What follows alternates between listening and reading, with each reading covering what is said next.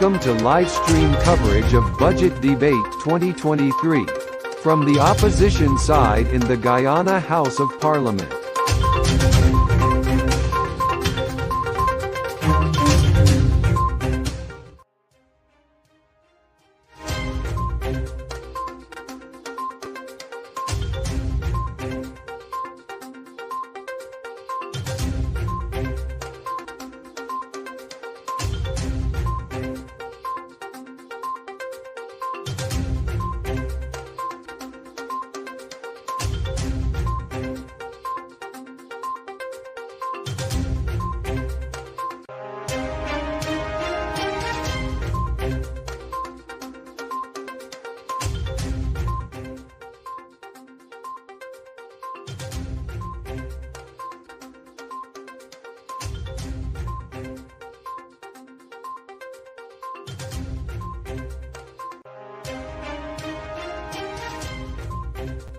Business.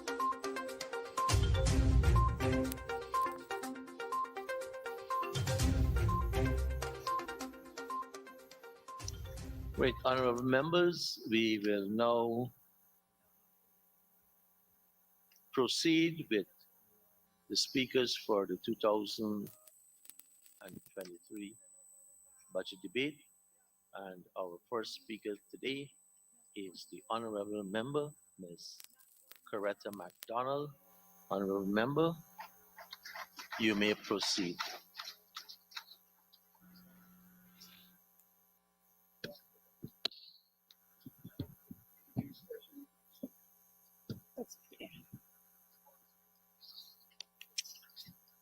Thank you, Mr. Speaker. Good morning, everyone. I stand here to make my contributions to the budget debate for 2023. But Mr. Speaker, before I proceed to do that, I would wish to add my voice to what was said 2 days ago by the Honorable Member Priya Manik Chand, when she reminded this House that our behavior here sometimes leaves much to be desired. I would also want to say to us, and I'm sorry the member is not here, to remind us that every day young people are watching and they're listening to us. And so we shouldn't come here at convenient times to behave like Mother Teresa and Holy Marys, to come to talk about young people watching us and young people listening to us, when we ourselves are guilty of some of the foolishness. Mr. Speaker, I want to say to us that we are here to do the people's business, and we should be serious about that. The honorable member who spoke 2 days ago spoke about all the things, but that same member forgot that she stood right in this very house and called a member stupidity. We have to be careful. And so for us to begin change must first start with me. Mr. Speaker, as I begin my contribution here this morning, I want to say to us, Mr. Speaker, as I rise to make my contributions to this budget presentation, which came from the Minister with responsibility for finance, Dr. Ashley Singh, on Monday, January 16th. Sir, I wish to immediately move to say to us that this budget of $781.9 billion is a budget for friends, families, and favorites. This is the fourth budget of this installed regime. And it doesn't really do any good to the small man. Mr. Speaker, it is important to note that while we were having the big announcement about this budget, I had some encounters with a couple of persons. And you know, persons said to me, this budget, when you ask about budget being read, which budget? They're not aware of it. They're not interested. Some said to me, this budget ain't got nothing to do with me. This budget is not for us. We will not benefit in any way from this budget. And so, Mr. Speaker, I find this very, very disheartening when you hear people talk about the budget in this manner. Mr. Speaker, I could remember when the APNU AFC government and the Honorable Minister Winston Jordan was reading his budgets. Persons were tuned in to their radios. Taxi driver turned off their music and they listened.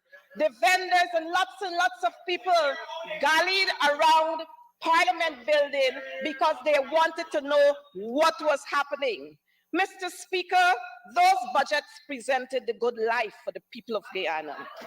And we can say to you, Mr. Speaker, that the Guyanese people, the Guyanese man, woman, they were real men and women because they knew that there was something there for them. Mr. Speaker, like the Guyanese went about their business because they knew that the daily struggle will continue and it will become even harder. And because of that fact, they weren't interested. Mr. Speaker, I must say to us that when we come here to present budgets, our budgets passed with the interest of the Guyanese people. Our people here must be able to live a life that is comfortable.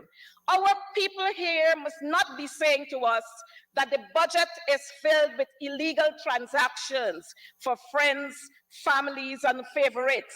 Mr. Speaker, the people on the government side, I can tell you, they don't know anything about struggle. And it's no longer a guessing game for the people out there. The people know it well. The people know about the propaganda that they're going to spread across this land. And so people are not bothered when they hear about the biggest budget. Mr. Speaker, at a glance, this budget would quickly reveal the trick. The money has been put into infrastructure, Mr. Speaker, and we know when it goes there, that's where the big, bingy, illegal party is at, where the friends and the families and all of them will enjoy it. Mr. Speaker, we have recognized that coming out of these budgets, you would see friends and families and favorites forming shell companies, and they bid for contracts, and the monies are directed to their pockets and the kickbacks to other places.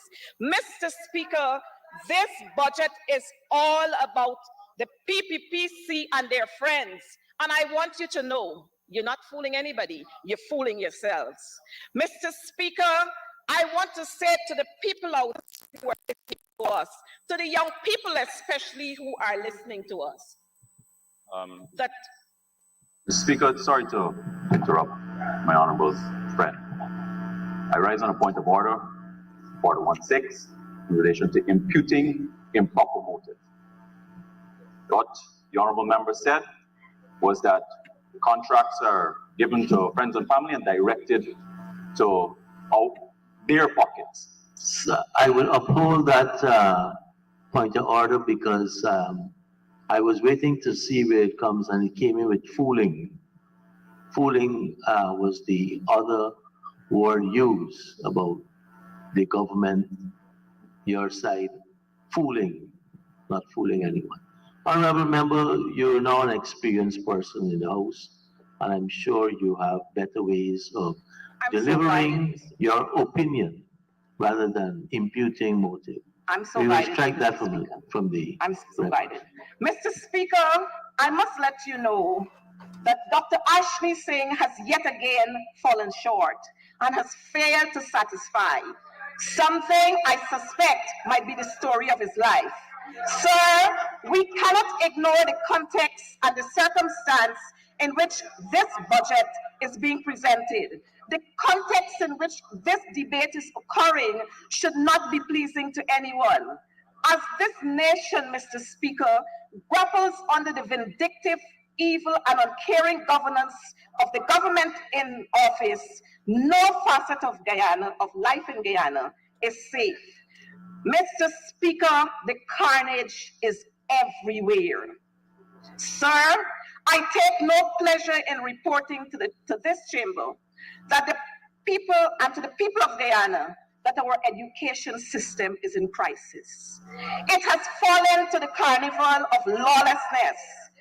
We have barely passed the first pandemic, and now, Mr. Speaker, we're struggling with another pandemic.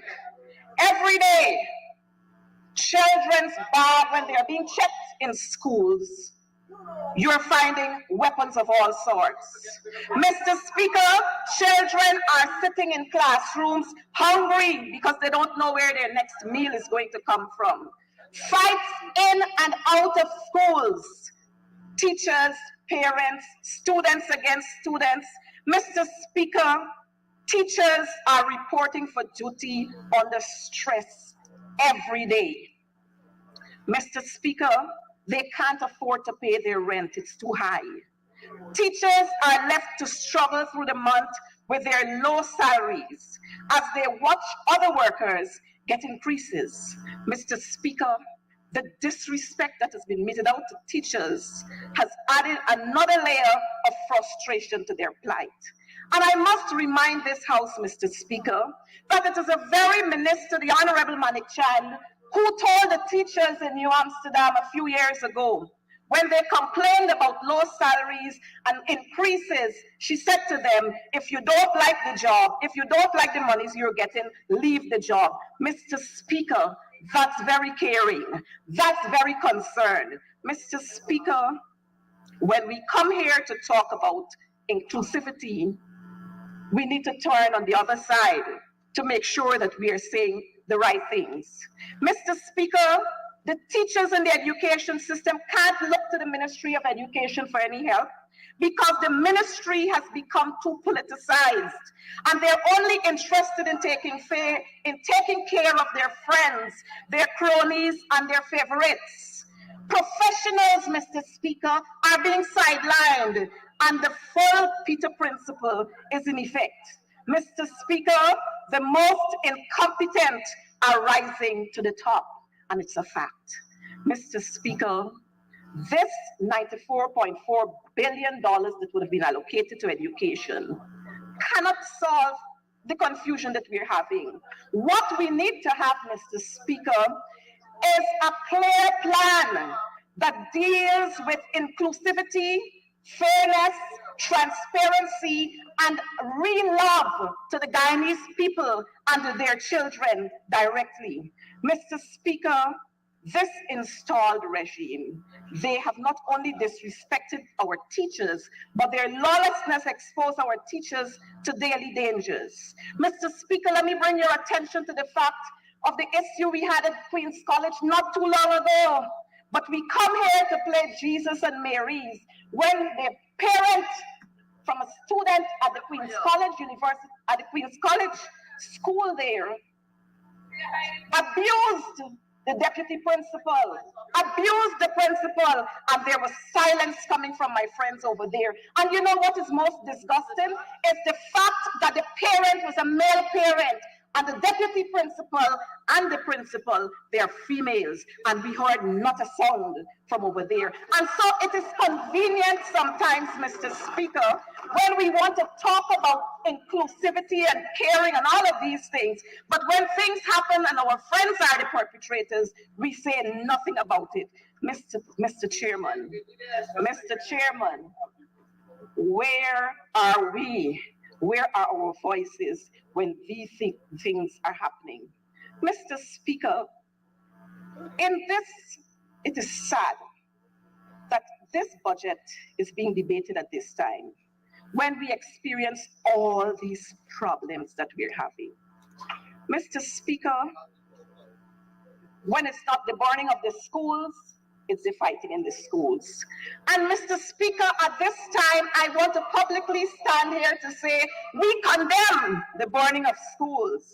But you know what is more disgusting, Mr. Speaker, is the fact that these fires, these schools are being burnt every time the PPPC are sitting in government. We get fires. Mr. Speaker, if moves want to ask the question, therefore, why are we setting these fires? Why are these fires happening under the PPPC? But one would know, Mr. Speaker, that many of the lands that our schools are sitting on, they are prime lands, Mr. Speaker. Mr. Speaker, I want to say to us, and I want to plead with this uncaring government, to put measures in place to stop the fires, stop our schools from being burnt. Do something to convince us that you care and that you're concerned. Because you know what? School is not a place for only education. School is also an economic zone for small vendors who operate little canteens and little stalls there. School is a place, Mr. Speaker, where there's a social network that provides for that little community. Mr. Speaker, what is even worse here is that all we hear about is an investigation is ongoing, and an investigation is ongoing. Mr. Speaker, the carnage is everywhere, and it continues. Mr. Speaker, the gangsters here don't care less as they continue to roll in their carnival of illegal transactions. Mr. Speaker, don't let me talk about the healthcare system, because we have many mothers who are crying for their daughters when we talk about maternal deaths. We have many children who are crying for their mothers. We have many husbands who are crying for their wives. And you know what we hear? An investigation is ongoing. An investigation is ongoing. And these investigations, the ongoing investigations, are never completed. Mr. Speaker, it pains my heart when you listen sometimes to children who've lost their mothers, who went into the hospitals to give birth. And then the mothers, in some cases, the mothers are dead and the baby is alive. In other cases, the babies are dead, the mother is alive. And in some cases, both are dead. And what do we say? An investigation is ongoing. Mr. Speaker, our citizens are refusing to visit the public hospitals. Their families and friends have decided that they're going to make sacrifices to spend their monies at private services. And yet we boast of a budget that talks about 700 and whatever billion dollars. Mr. Speaker, the dark days have returned. The dark days of ghosts, phantoms, and the hired guns have returned. Guyanese are asking the question, Mr. Speaker, why are these things happening every time the PDP government is in office? Mr. Speaker, the Stavros News has declared that extrajudicial killings have become a feature of the society. In November, the newspaper pointed out, Mr. Speaker, the environment in Guyana is one where state and non-state actors feel empowered to take the lives of others, comfortable in knowing that they will bear no repercussions. Mr. Speaker, extrajudicial killings have simply become another feature of our society. Mr. Speaker, the tears of mothers are being shed from Berbice to Essequibo. In Demerara, in Berbice, Mr. Speaker, the Henry's family, they're still crying. In Berbice, Mr. Speaker, Harish Singh's family, they are still crying. In Essequibo, the Bostons are crying. Mr. Speaker, in Demerara, the Headley's family, they are sobbing. Mr. Speaker, in not too far from where we are right here at Nabakalis, the Quindon Bacchus family, they can't sleep comfortably at night. Mr. Speaker, the members on that side of the House, I want you to know that the tears of these people are on you. The tears of these people are on you. Mr. Speaker, I want to say to all of us, I want to say especially to my friends over there, the consideration of this budget, I cannot in conscience lend any support to it. It is woefully short on delivery to end the carnage and to satisfy anyone. Mr. Speaker, I take no pleasure in supporting this budget because, Mr. Speaker, Labour is in a state of disrepair, and it's the worst that we would have ever had in decades. Mr. Speaker, workers have become sacrificial lambs in an environment where the labor laws are not being enforced. Mr. Speaker, workers can't have access to labor laws, to assistance from the labor officers, because we have a labor minister who doesn't even understand what labor is, and so he cannot labor for the workers whom he seeks to represent. Mr. Speaker, our folks are suffering, our people are suffering. Every day persons are being laid off and you can't get any redress. Mr. Speaker, this budget, I must say, is anti-working class. And we therefore don't expect to see any improvement in the fiscal year that will encompass the budget. Mr. Speaker, the fundamental flaw in this budget, as it relates to labor, lies in the government's failure to understand what will be the ultimate liberation of the working class. And this liberation, Mr. Speaker, does not lie with handouts and an increase of $3,000 and $4,000 in their salaries. You have to make the real man and the woman, you have to make the small man and the small woman a real man. The only way that can be done, I must assure you, is that we must achieve, it must be done through equity. The government does not, this government refused to understand that concept. Mr. Speaker, I must say to you that the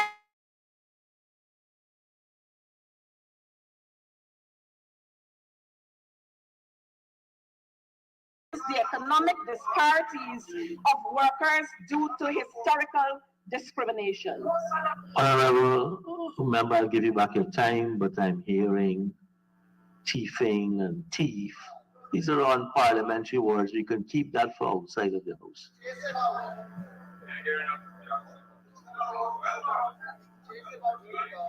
I'm hearing in the house. Honorable member Patterson, if you have a problem with my hearing, maybe you can recommend a good hearing aid doctor. Honorable member, you may continue. Thank you, Mr. Speaker.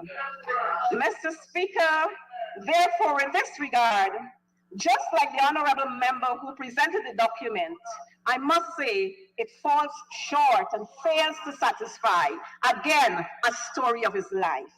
Mr. Speaker, I have thoroughly examined this budget, and nowhere in this document is the word equity mentioned in any significant way. Added to the absence of this word, Mr. Speaker, there is no mention of the collective bargaining process. Workers' wages must not be subjected to the whims and fancies of the government that decides what freck they wish to dish out here and wish to dish out there.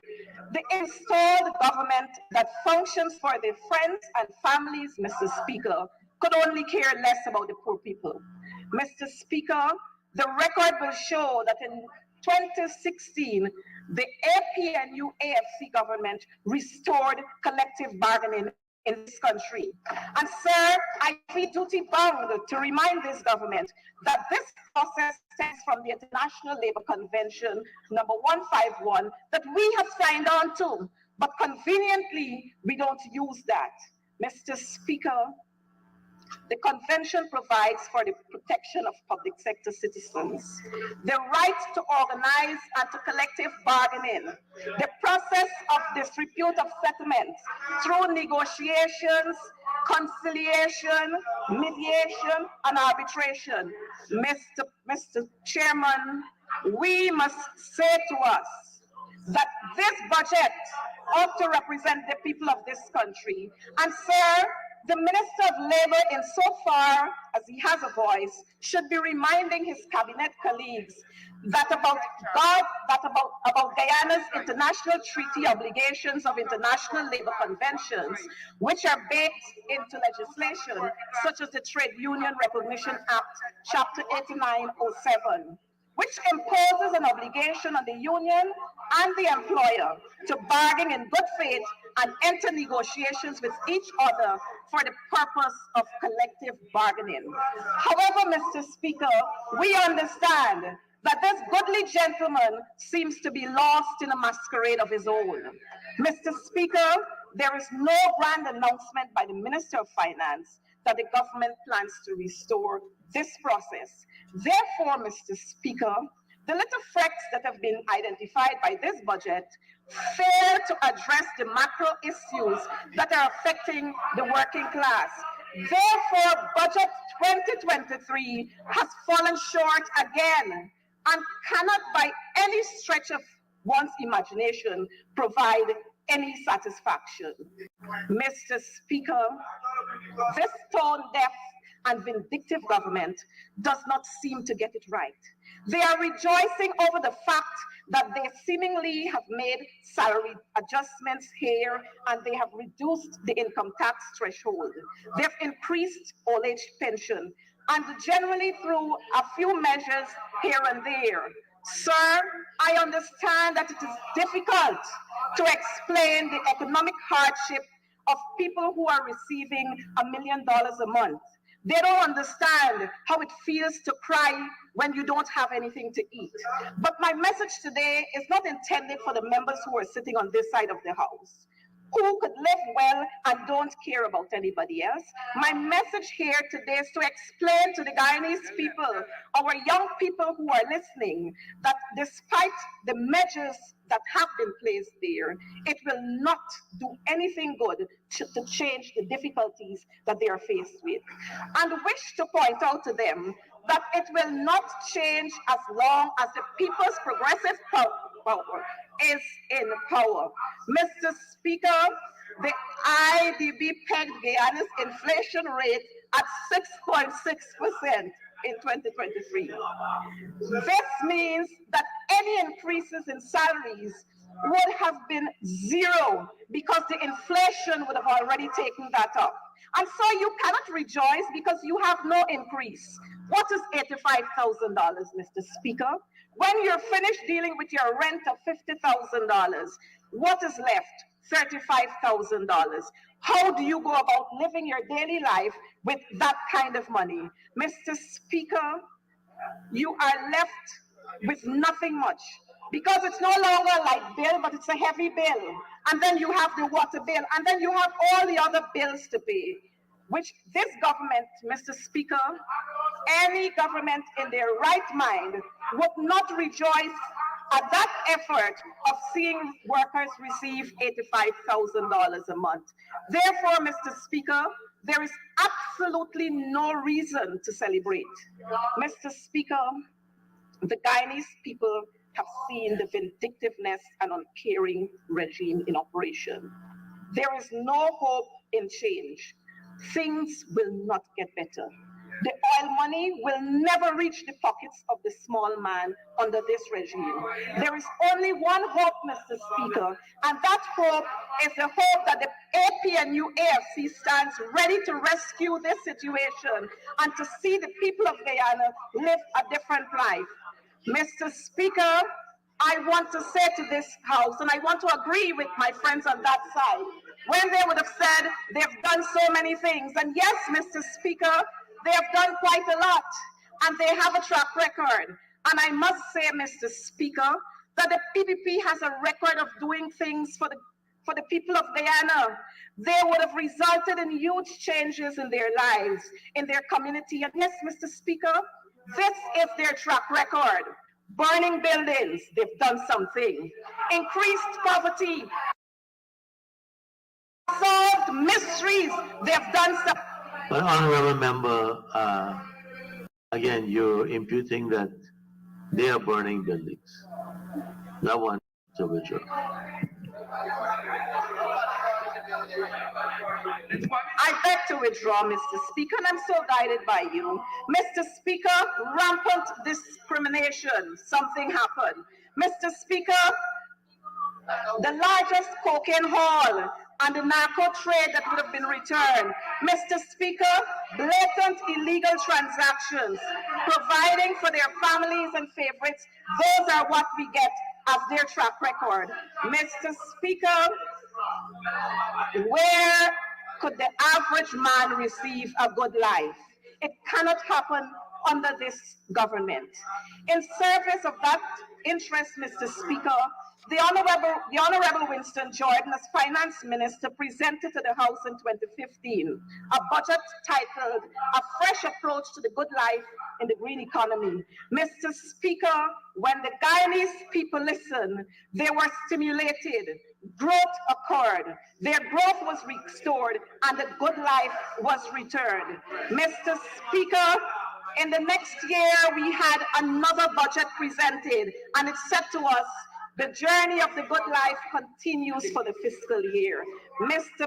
Speaker, we cannot transform the economy and empower people under this regime. What we see under this regime, Mr. Speaker, is blatant, daring, illegal activities, more and more cocaine fines, more and more criminal activities, and Mr. Speaker, the list can go on and on and on.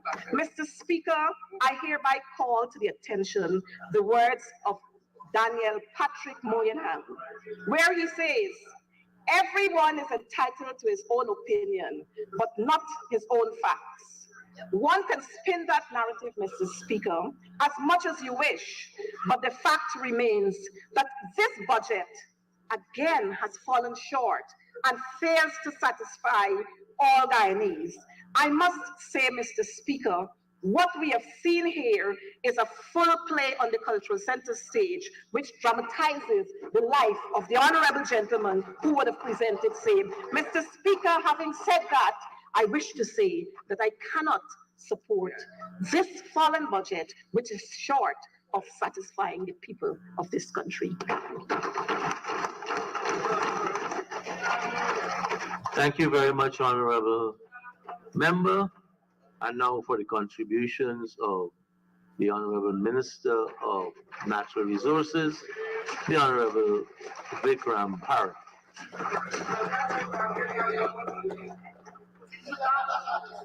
Plenty. Thank you, Mr. Speaker. Mr. Speaker, Budget 2023 is another demonstration of our commitment to the people of our country. Our commitment signing our contract with the people, that is our 5 years manifesto. And Mr. Speaker, I said 5 years manifesto, but I could understand the impatience of the opposition wanting to see more and more because of the pace at which the PPP civic government is working.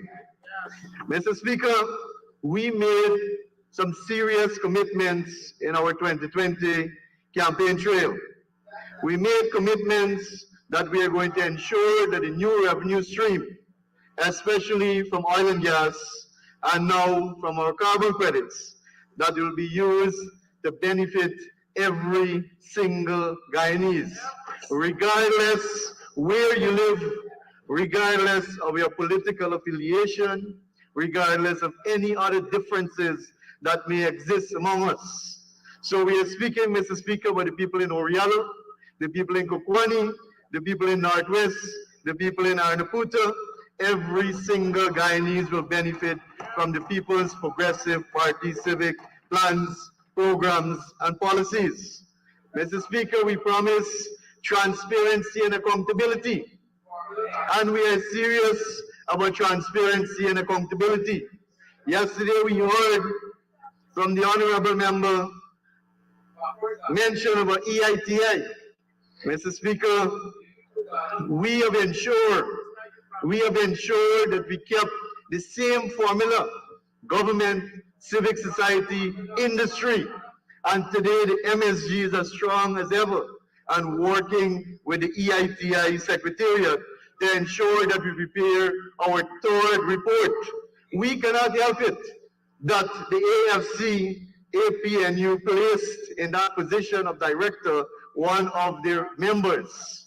We cannot help that. We have went through that, Mr. Speaker. So not because we don't have an executive member of the AFC at EPA or EITI means that there is no transparency. Mr. Speaker, the Natural Resource Fund Act, we promise that we are going to revise the Natural Resource Fund Act to ensure that there is proper transparency and accountability with regards to oil revenue. And we have done that. We have done that over 1 year ago to ensure that the minister does not dictate. The minister does not dictate how much money flows into the budget from the Natural Resource Fund. The minister does not make all decisions on his own like the previous NRF by the AP and UAFC. Mr. Speaker, we have revised the Natural Resource Fund Act to ensure that the minister reports to Parliament within 3 years all revenue flowing into the Natural Resources Fund Act, Natural Resource Fund account. Mr. Speaker, and if the minister don't report to the National Assembly, there is a penalty of 10 years in jail. And that is accountability, Mr. Speaker. Not like the 18 million bonus, not like the 18 million bonus that was kept in secrecy for over 1 year. And only when we came to Parliament and we started to ask questions, we heard from the former finance minister that he thought it was a gift. He thought it was a gift, and that it is in a special account, that it is in a special account in the US for money to help to fight for our territorial integrity. Mr. Speaker, up to today, there is so much secrecy surrounding that 18 million signing bonus. And today, the very members come to Parliament and boast about the PSA that they signed, and boast about the PSA that they signed. So, Mr. Speaker, we are serious about transparency and accountability. That today, every single Guyanese, any ordinary Guyanese, can know how much money will flow from the Natural Resource Fund account into the national budget. And they will know how much will flow next year and the other year. That is transparency. That is accountability. Mr. Speaker, we put into that Natural Resource Fund Act that any approval of spending from the Natural Resource Fund Act must be approved by the National Assembly. And that is why we are here today. That is why we are here today, to approve the money that is flowing from the Natural Resource Fund Act into the national budget. And then next week you will have a chance to question it. Next week you will have a chance to question every single project, so you have proper insight as to where the money is flowing and what it will be spent on. Mr. Speaker, that is transparency and accountability that we promise to the people of this country. Not hiding an 80 million signing bonus. Mr. Speaker, we promise that we are going to manage the oil and gas sector in a manner that every single Guyanese will benefit. And we are serious about that because we have been hearing over the last 3 days, and even will only benefit, or their programs will only benefit their friends, families, and I think the word now is favorites. But Mr. Speaker, I would like to add another one to that. The PPP programs and policies will benefit the friends, the families, the favorites, and our new friends. Our new friends are your supporters who are coming over to the PPP Civic now and who are supporting the PPP Civic now. Like the people in Linden, like the people in Barbies who are supporting us now. They are our new friends, and they will benefit from Budget 2023 like every other Guyanese. Like every other Guyanese. So, Mr. Speaker, if they're saying that our friends is the 9,000 discipline services who benefit from the salary adjustment, yes, they're our friends. Mr. Speaker, if they're saying that the 5,000 health workers who will benefit from the adjustment in salary are friends, yes, they were friends. Mr. Speaker, if they say that the public servants who benefit from an 88% increase in salary retroactive in 2022 are friends, they are our friends. And they are benefiting further from an increase in the threshold to 85%. They are our friends, Mr. Speaker. If returning the 1 month tax-free bonus to the discipline service make them our friends, they are our friends, Mr. Speaker. If we took off tax on fuel, one of the few countries in this world, and Mr. Speaker, I did a simple Google this morning to check the price of fuel in New York City, one of the greatest cities in the world. It is almost the same price as Guyana. Almost the same price of Guyana. Mr. Speaker, we took off all taxes on fuel so that the loggers can benefit, so that the miners can benefit, so that the farmers can benefit, so that the commuters can benefit, and those are all our friends, Mr. Speaker. Mr. Speaker, 214,000 school children will benefit from an increase in the cash grant in 2023. $40,000 including the uniform allowance. And those students and their parents are our friends. They are our friends, Mr. Speaker. Part-time jobs, Mr. Speaker, and a lot has been said about part-time jobs. And I just want to speak briefly on part-time jobs because over 10,000 Guyanese are benefiting from the part-time jobs today, and they are our friends too. And Mr.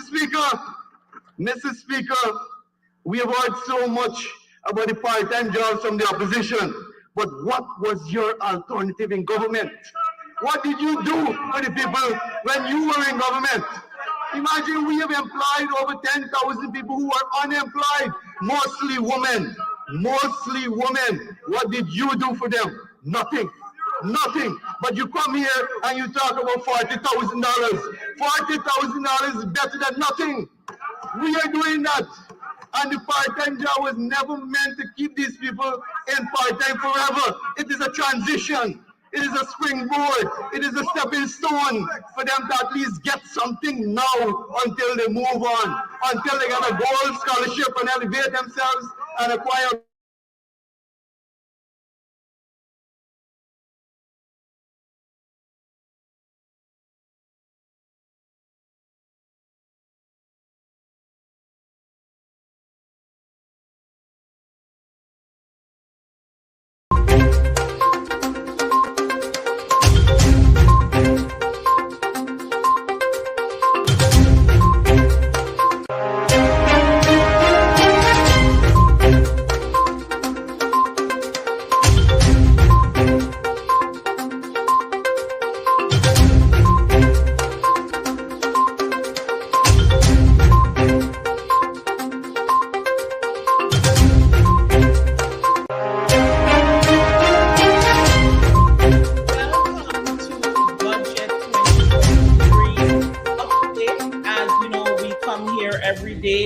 And we try to give you an idea of what's happening. We talk with our MPs. You would have just listened.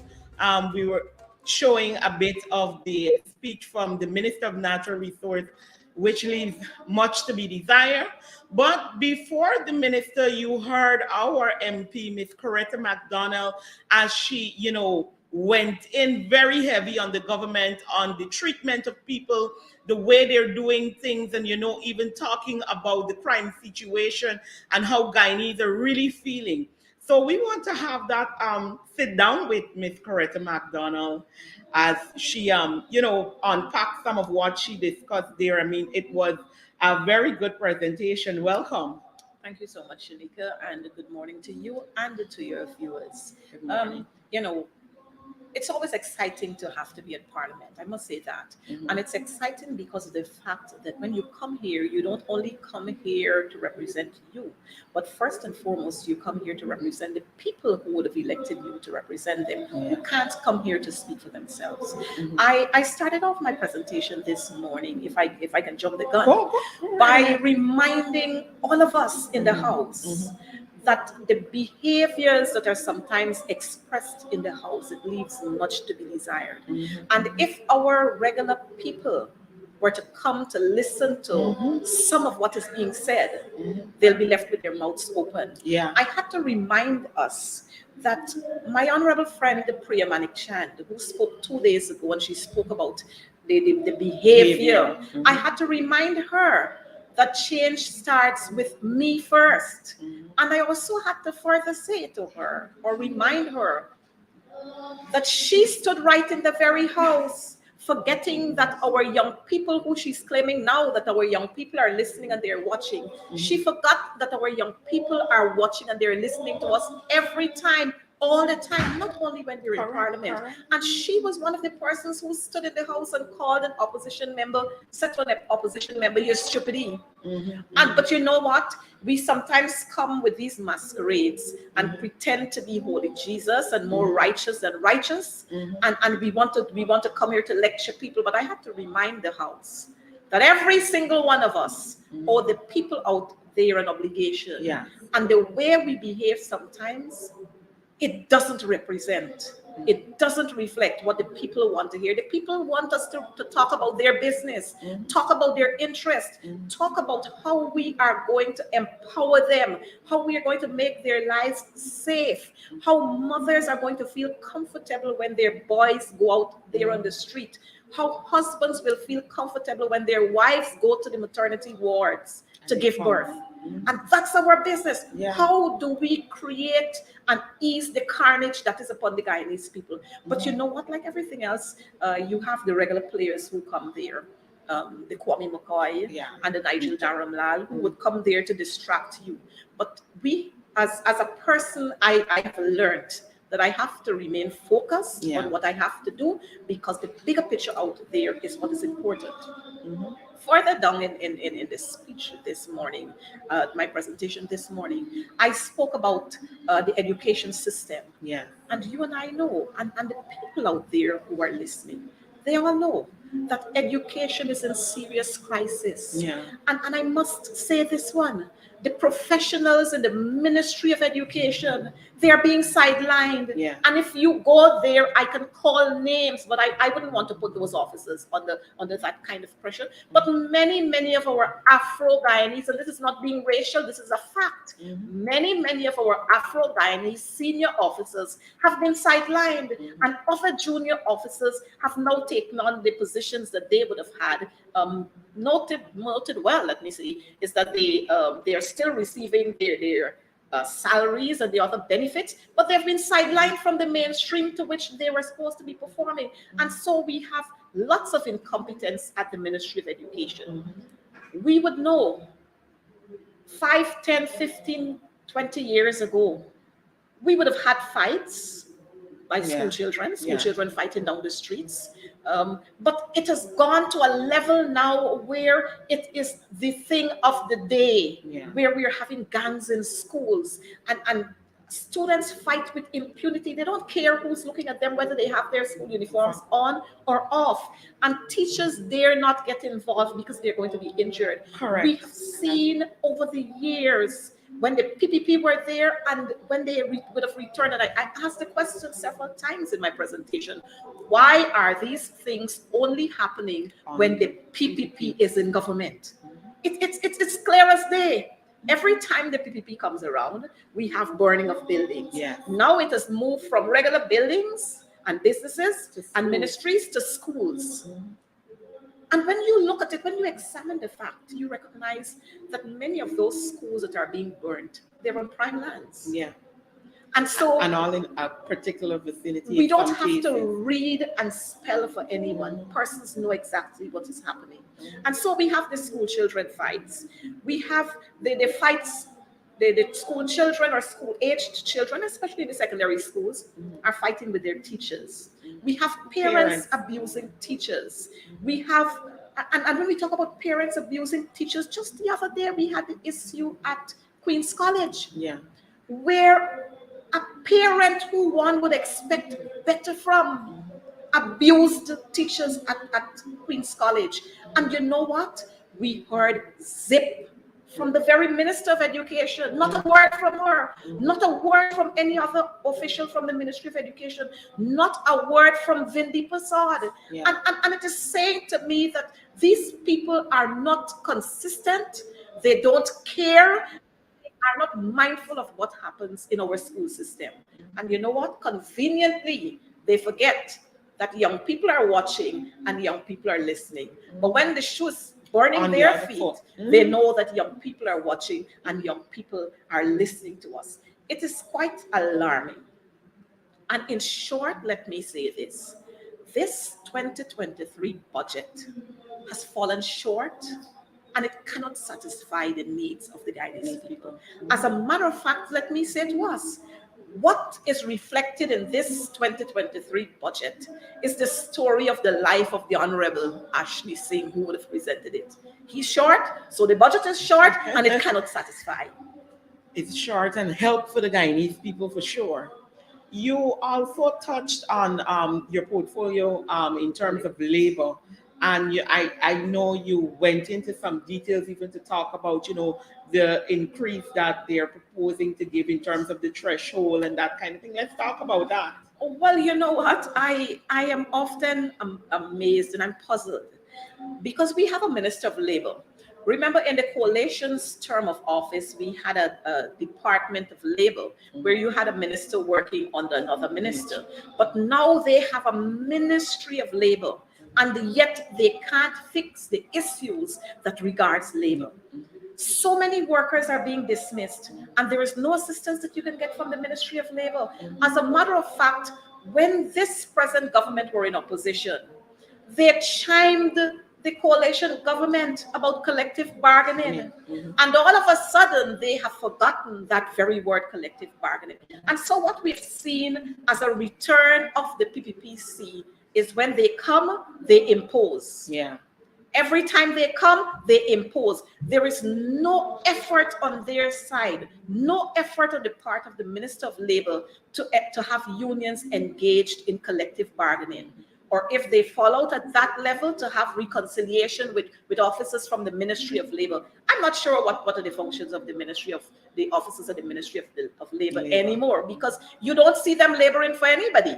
But you hear about all these big training programs here and training programs there and training programs there. And then what happens after the training? Absolutely nothing, because there's no provision for them to be reintegrated or to be integrated into any job sector. And so when you look at the Ministry of Labor, when you look at the Minister of Labor, he's a total failure. When we talk about what is happening with the bauxite workers, failure. When we talk about what has happened with public servants, which includes teachers and nurses, he is again a failure because there was no negotiations whatsoever. As a matter of fact, the Guyana Teachers Union since 2020 would have resubmitted and continued to resubmit their salaries proposal. Nothing, absolutely nothing. But this is what this government is about. They're about handing out, like I said, little frecks to people, and they feel big about it. You give somebody an extra $3,000 and you feel good about it. This morning I was talking to a resident, and the resident said to me, Madam MP, I hope you're going to deliver for me today. She said, I went to the market. I had to buy a cooking Spanish rice and I had to buy sweet pepper. She said, when I went there, one sweet pepper, this size, $100. Now, when we look at what the ordinary man is going through, I remember in 2015 to 2019, when the coalition government was there, this small man was a real man because he had dollars in his hand to show that I can buy this, I can buy that, I can buy the other. Back then, $20,000, $35,000, it took you to the market and you had enough ration to last you for at least 2 weeks. Now you're going to the market with $50,000, $75,000 just recently I spent in the supermarket. And I'm still asking myself whether I really spent $75,000, because when I'm looking at the bags, and it wasn't anything big and extraordinary, regular apple juice, And you know, thank God that I can afford that. But what about my brother and my sister out there? Correct. They can't afford that. What about the single parent out there? They can't afford that. We have all of these monies, $781 billion. And what is it doing for the small man? Nothing. Nothing. When we look around, sorry, Go when on. we look around at what is happening with all of these monies that they are distributing here and they've allotted here and there, we recognize that in the budget, infrastructure carries a big portion of it. And you know why they're carrying that? Because that's where the corruption party is at. That's where we're going to have all the shell companies that belong to their friends that pop up overnight, and their friends are going to subcontract those works. But you know what? The monies are going to their friends and some of the kickbacks coming to them. Education, the same thing. When we hear about the textbooks, and you know, I'm amazed when I saw the minister putting up on Facebook a picture with a teacher from Rosignol Secondary where they've handed over for the first time Yes. textbook for Cape. I mean, this is January. Those students are going to be writing exams in another couple of months. They should have had it since last year. Why weren't the textbooks presented since before then? You know, and I sometimes wonder if these people actually suffer from amnesia or if it's a willful act. Because I remember when I went to school, and the Minister of Education and I are about the same age. When I went into my school, the first thing I got when I reached the classroom was a whole barrage of textbooks and exercise books. So I don't know where this minister is jumping up, why she's jumping up about all these things, but this is about the PPP. And I think it's I don't want to say it's a fault or a flaw with the APNU government when they were in power, but I once read coming from, I think, the late Mugabe, who said, if you have to praise a politician or a government for doing their job, then you're making yourselves a fool, something to that effect, because it's their obligation. Correct. It's their obligation to provide for the people. So every time the PPP go out to give somebody a $3,000, they It's have a to put big it up thing. on Facebook. It's a big thing. That's your obligation. And the coalition understood their mandate, so they did not have to publicize everything that they Everything, did. yeah. Because what they did was as a result of their obligation to the people of Guyana. It was the people's money that they were spending. And so they're now spending the people's money and giving everybody the impression as if it's their monies they're taking out of their pockets. I mean, they're a set of losers, let me say that. And that this country will be doomed if we continue to have the PPPC government in power. And so I want to say, and I'm not wrapping up here by any chance, but I want to say We're not to our done. listeners, get registered, go collect your ID cards, listen for the dates, encourage your friends and your families and all the young people out there who are of voting age, because what we are doing here today is not for us, but we are doing this for the generations to come. You see, we have so much with oil, but yet we borrowing even more. And the World Bank report would have said to us that poverty is on the increase in Guyana. Yeah. So when we jump up about this biggest budget, largest budget ever, what is the small man or woman benefiting from this?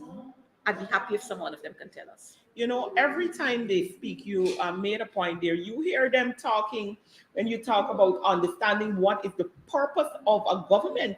A government's purpose is to ensure that certain things happen, infrastructure, these things are a part of what you do. But every time you listen to one of the speakers, even how they present and when they do in the very short parts of their speech where they actually tell you what they're going to do with this money, you hear it's the PPP and not the government of Guyana. And I think that is instructive of what we're seeing happening, because the way they're operating as if this money is coming out of their pockets, and they are, you know, I could just, if I feel like giving you today, I could give you a little thing, you know, and that is not the people's money that they're entrusted to, you know, spend in the way that they should. You know, I had so much to say, but of course, time was a constraint for me. Yeah. But if we were to refer to what transpired early in January, at Mocha. Caneview Mocha. I mean, the PPP got, those ministers got the belly, let me say that, to come and stand in this National Assembly to say that they care about those persons. I mean, what has happened? And I heard the minister, Susan Rodriguez, yesterday talking about negotiations, and this is the only government who's engaged in consultation.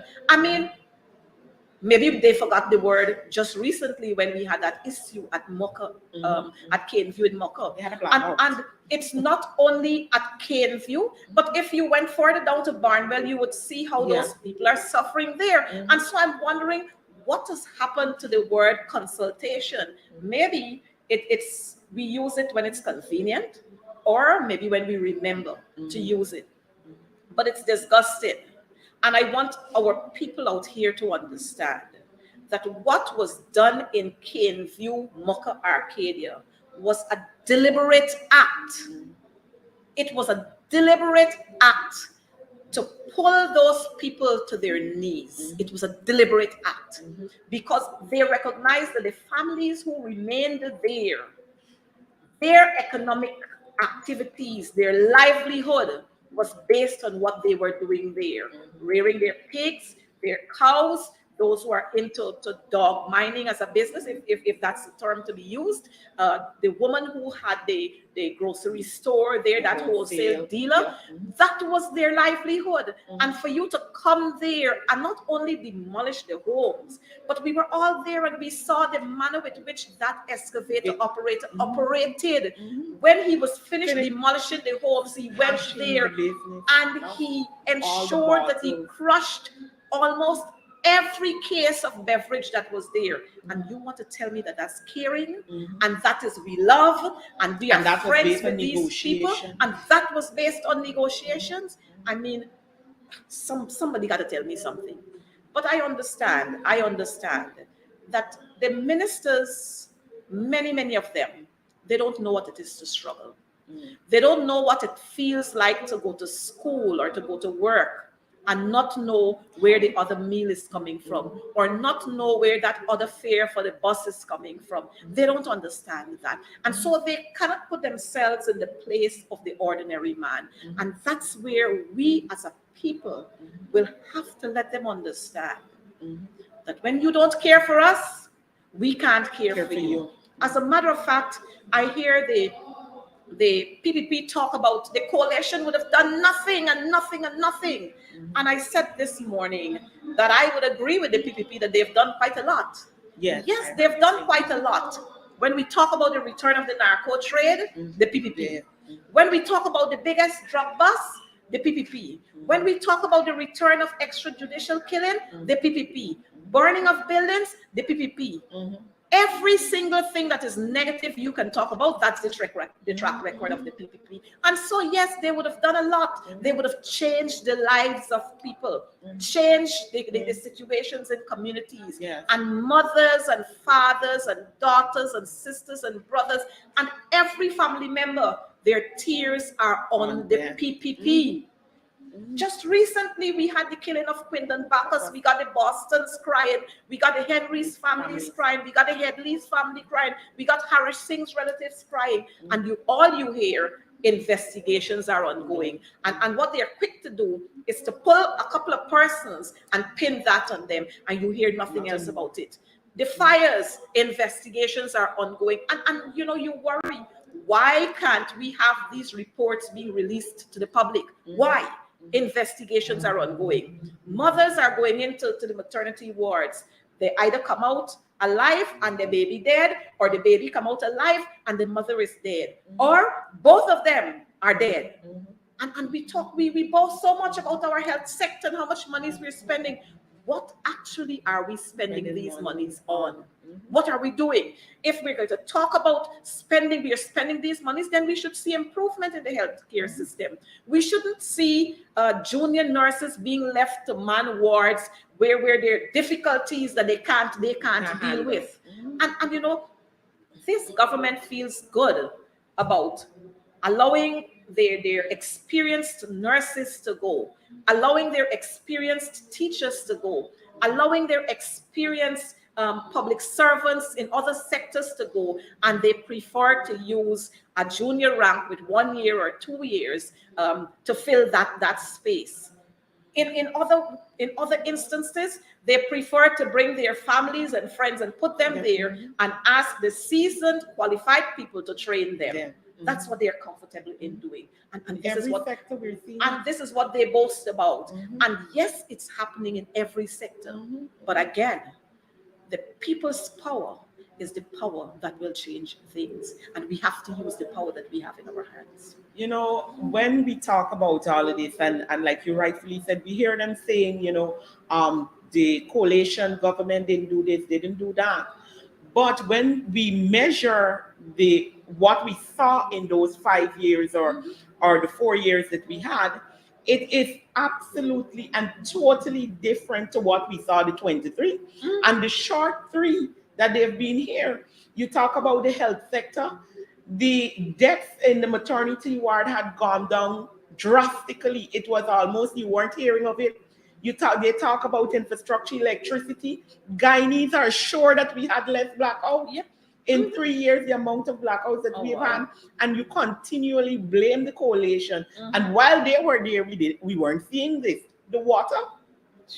I mean, I still don't understand, and I have to say, the Minister of Finance, or responsible for finance, in his presentation, he was the one who said, "Oh, I'm not drinking WI water." I mean, that in itself tells you they know. They know. They know because he saw the color of the water. And Shanika, like I was just going to tell you, I remember back in the day when we had Dr. Van Charles there, we Totally were different. assured of having clean, clear water. And this is what they say, water is clean when it's clear. What have we been returned to? Wrong water. All you got to do, your bathroom, all everything, you toilet. have to do is to put some sugar and you get some swank. That's all you have to do because it already has the color. Every weekend, and this is no exaggeration, every weekend I have to soak my son's vest, the towels that he carries to school in his lunch kit, any other white clothing. I have to put water in a tub, throw Marvex bleach into it, leave it there for a good hour or so before I soak those clothing. And I have to soak them there overnight before I attempt to put them in the washing machine. If I do that just like that, then I would have to spend more monies to replace those. And this is what we have. We have seen again, you turn on the taps and you get a smell coming from the water. That's the next thing. If you're not mindful when you bathe every day, you get itches on your skin. And so people have returned to the days when they have to go and get Dettol soap and they have to throw some Dettol in the water and they have to do all kinds of things. We have returned to the days where we got to go out there and spend, you're paying for the water supply, that service, but you have to go out there to buy extra chlorine to put in your tanks if you have overhead tanks, to put in there in those tanks to ensure that you're having a safe supply of water. And then we boast about this big and large budget. And I think something is wrong with these people. But I'll conclude this a little bit by saying, when you give a child a toy for the first time, how they're all excited and they're fussy, this is what we have happening with the PPP.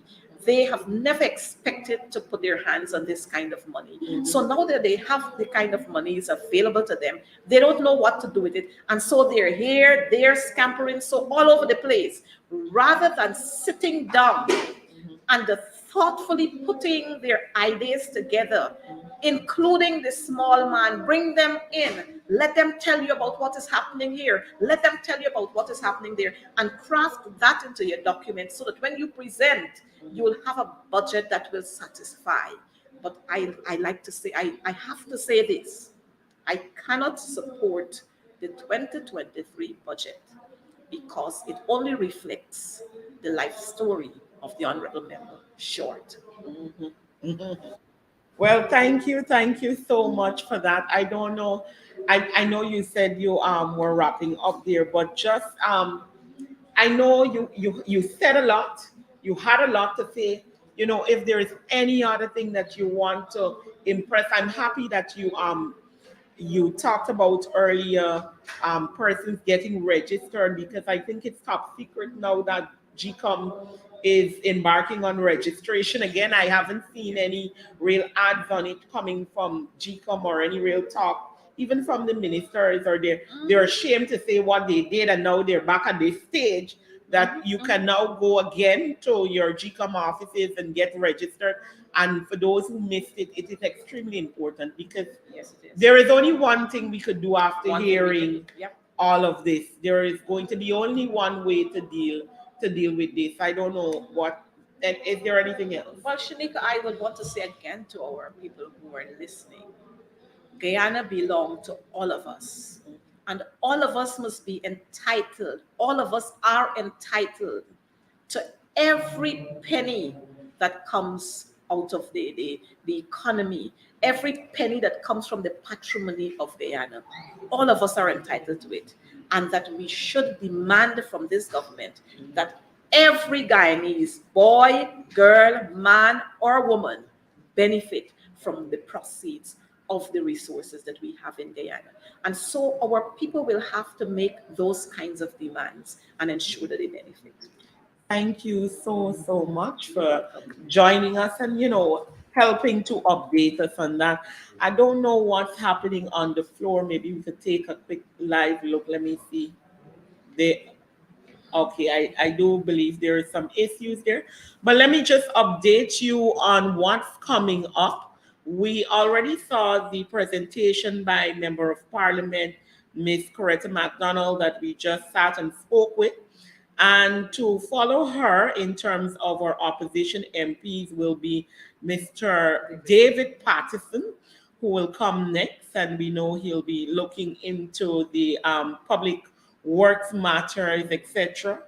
And later today, he will be followed by Mr. Sherrod Duncan. I do think on the floor we have Mr. Patterson. So we'll bring you that live and we'll get back to you a little later.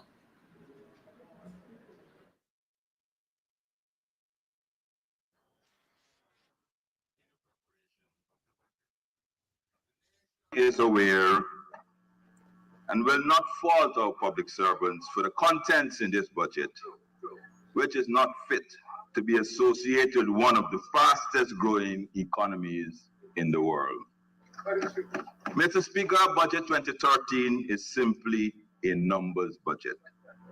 The PPP has a huge amount of money at their disposal, so they simply cobbled together some projects and announced the country's largest ever budget. There are no policy statements in the budget. There's no planning or vision.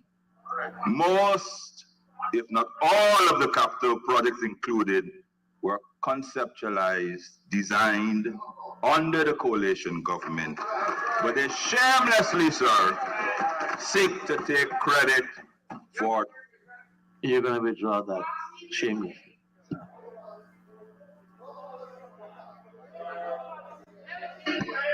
Sir, before I proceed, sir, I'd like to address a few issues, sir. And Mr. Speaker, you know, like you, I have an aversion to paper. I normally like to have everything electronically, sir. But because we are ruling so far, sir, I've walked with all the supporting documents, everything I make, sir, and I'll make all available to the Parliament on my completion. And I hope, sir, that you don't have to interrupt me to ask for source, because there's all here. Thank you very much, Mr. Speaker. Mr. Speaker, I'd like to address an issue that the government keeps repeating, that the life and death of the Myla Falls project, sir, this project, sir, was mentioned in all four of the government's budgets. However, it's no closer to commencement, with all efforts thus far falling short. It is time that the record is set straight once and for all.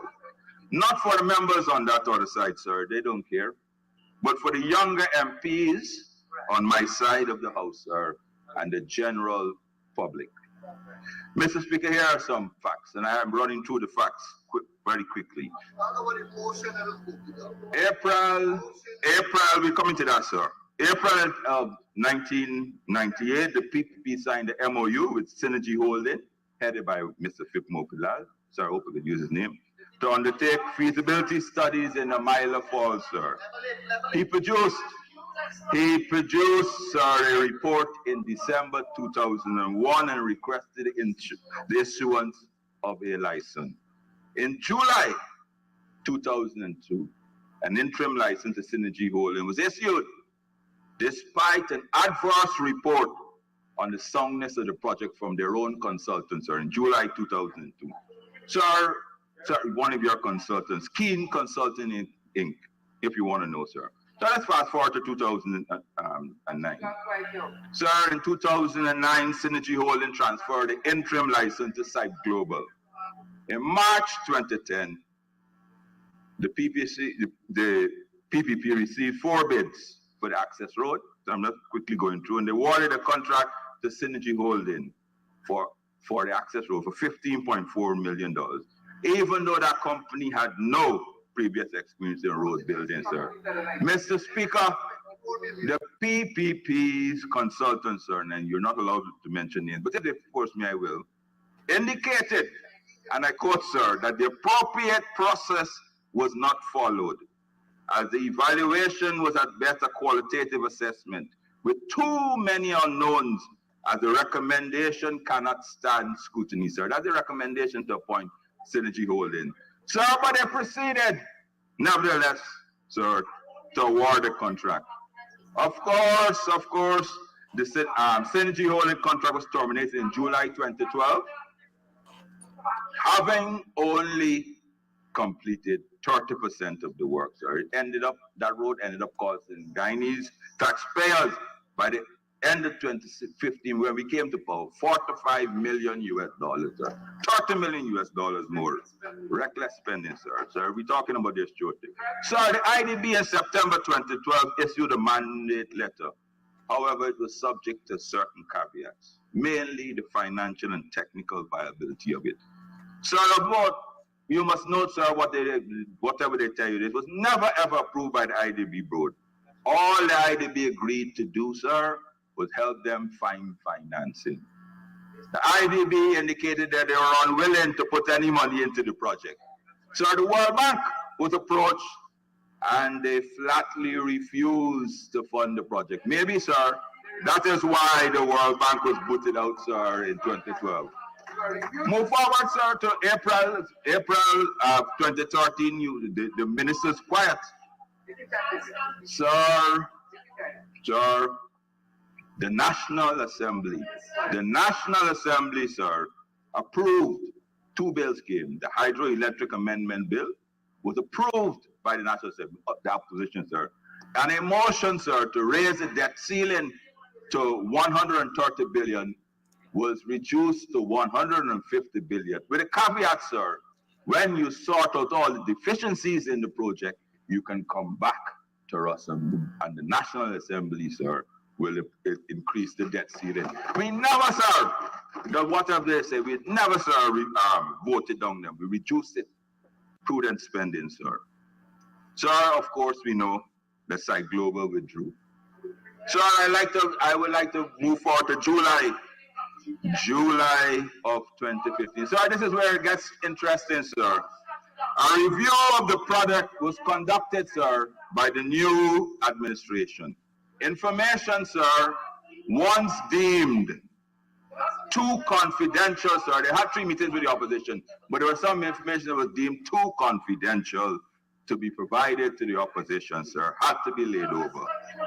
Sir, when they met with the opposition, they told us that it would be $858 million US.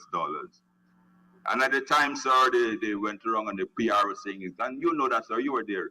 10 cents US, not 10 cents US per kilowatt hours. That was what they were telling everybody. But guess what, sir? When they shared the information with us, sir, the tariff had risen to 25 cents US dollars when we got it. 25 US cents dollars, sir. What we're paying right now, what we're paying now, sir, And sir, they moved, and it's all here, sir, it's all here. And I can quote, sir, and they moved from saying it is a project to save energy and to get cheap electricity, and they described it now as a flagship for low carbon development strategy to reduce emissions. It's no longer about, sir, electricity costs. Sir, that's on the end of the issue, sir. We discovered, sir, in addition to the $558 million that they said, sir, we had the government again had to put 138 million capex for GPL. Sir, see the ministers there. Capex for GPL, sir, that's the GPL cost, sir, for the transmission, to make it available to distribution and transmission. $40 million, sir, US dollars, to buy down the equity of the sponsor, sir, and $3 million US dollars. $3 million US dollars for the relocation of 30 persons. So when we did the competition, sir, the project, this flagship cheap Amila project that they came up, sir, the tariff ended up at 30 cents US. That, sir, is why the project is dead. Sir, and I will go to what their rebuttal will be, sir, North Construct. Sir, the Ministry of Finance, Norway, and Natural Resources conducted a review of the project, and they employed a consultant, North Consult. Sir, North Consult said it was the most viable project. They said the Amila Falls was prioritized as the first hydro plant because it was the only one with a full feasibility study. Because for the PPP, it's the Amila or nothing. Just, sir, we have to go through nothing. But I'll come to that, sir. However, in 2018, the Ministry of Climate and Environment of Norway sent a delegation to Guyana. And they met with the government of Guyana and the IDB. So it is concerning the $80 million US dollars that was in the fund. The Norm region team came with the belief, as the PPP were shouting and telling them, that the Amila Falls was the only option. The government of Guyana presented our proposed transitional energy plan. The Norwegian team visited various locations, held discussions with stakeholders. So it was a 4-day visit. And at the start of the third day of the visit, the team leader announced that they had an epiphany. They discarded any idea of funding the Amila Falls project, and they fully endorsed the APNU's AFC Energy Transition Plan, sir. Mr. Speaker, the AFC plus APNU plans was to utilize the $80 million US dollars for 30 megawatt solar farm with 8-hour storage. Despite the efforts of the PPP, sir, they begged, they pleaded, they threatened. The government of Norway has refused to allow the money to go back to the Amila Falls project.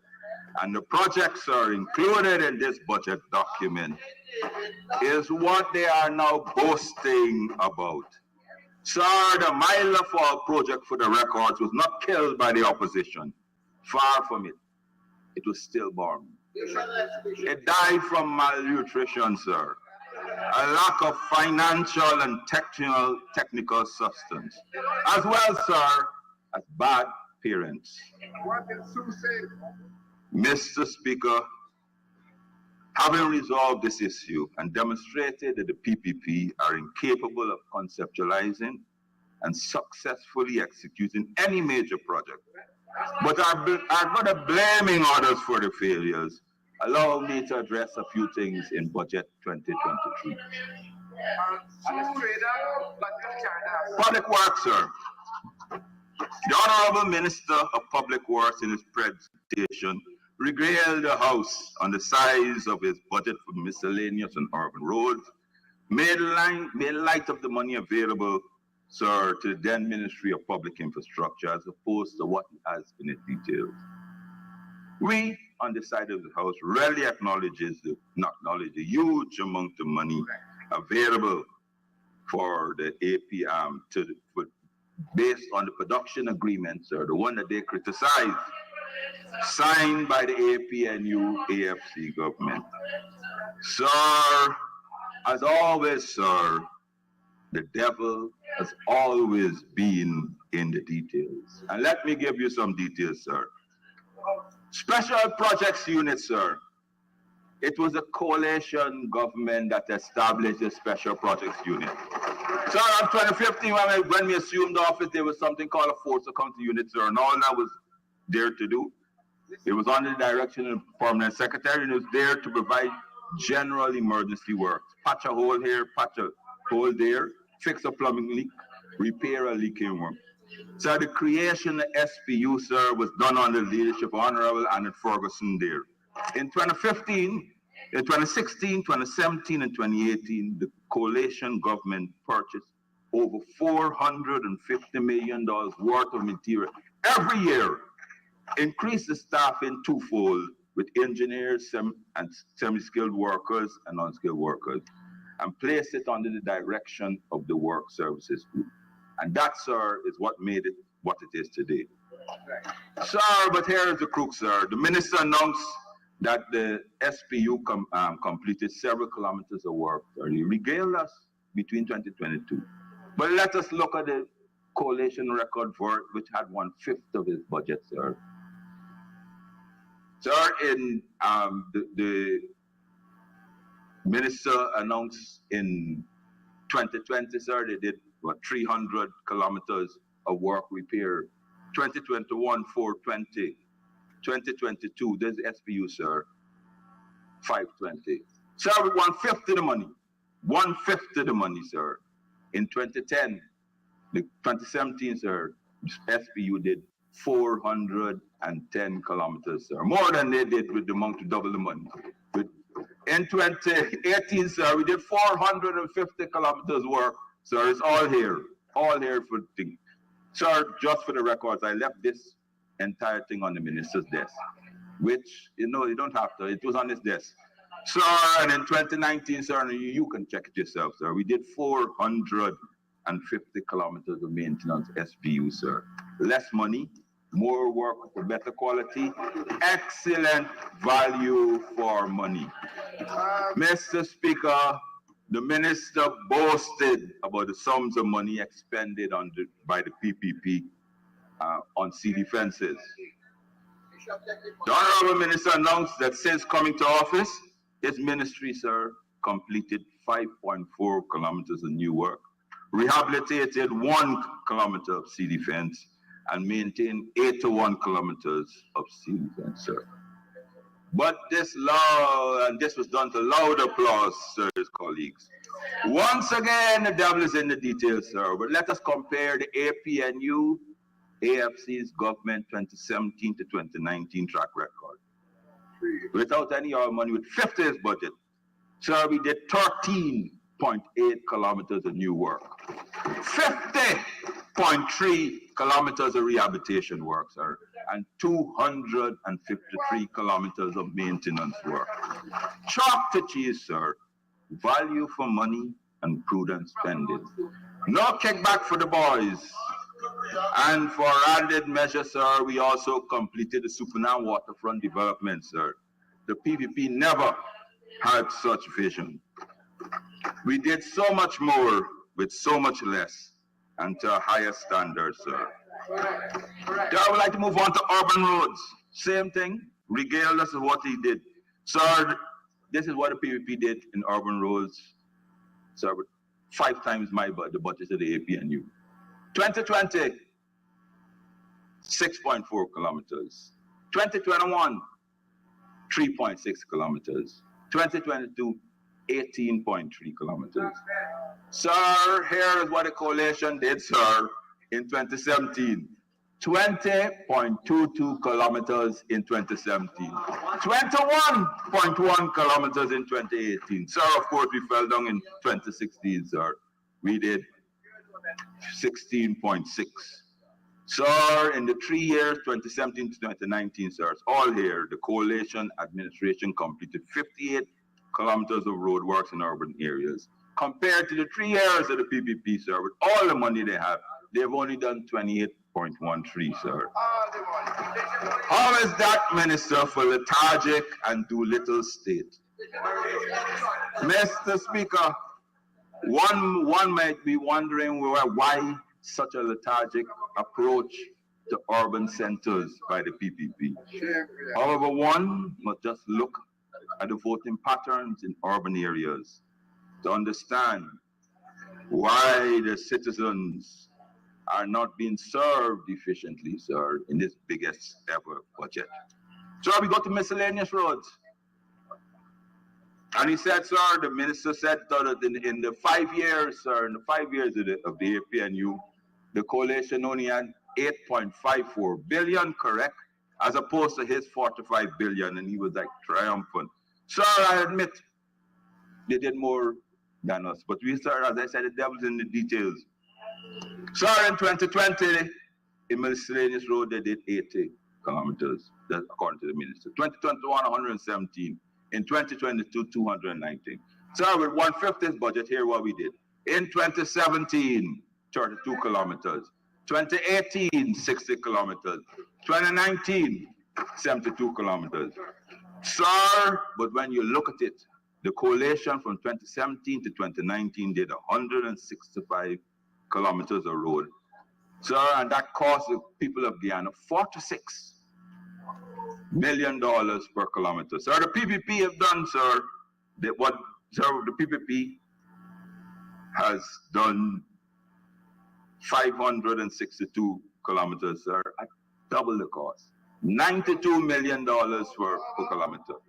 More than double the cost with half the quality. One can only wonder where the extra money is going. Mr. Speaker, what makes it worse, sir? What makes it worse? In 2022, sir, of the 290 kilometers of road, they said, sir, as minister, here, sir, only 55 kilometers were actually. You're getting back your time. You're getting back your time. I hear shows us stupid and are you stupid?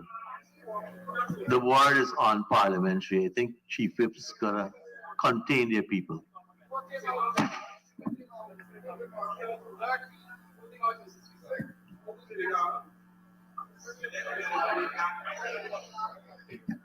Mr. Speaker, this ministry can't even spend the allocated more funds. Money, sir, sir, for friends, family, and favorites. Now, I said, sir, as I said in 2020 budget, the boys, sir, are back in town. Interestingly, sir, one would have thought with such a great increase of money for roads in this ministry that you would have a accompanying increase in staff. Sir, if you look at the staffing details, sir, sir, the technical and the semi-technical people are both in. This is not well, sir. All is not well in the land of the Ministry of Public Infrastructure. Sir, we will come to that, sir. I think about 44 persons that bolted, sir. They can't work under the ministers. Mr. Speaker, that may explain why it took the ministry 8 months and a personal visit by the minister to discover that a contractor, after collecting $22 million advance, never one day turned up for work. Of course, we're not surprised to learn that the contractor is a family of, sir, of one of the ministers. Mr. Speaker, this ministry should be named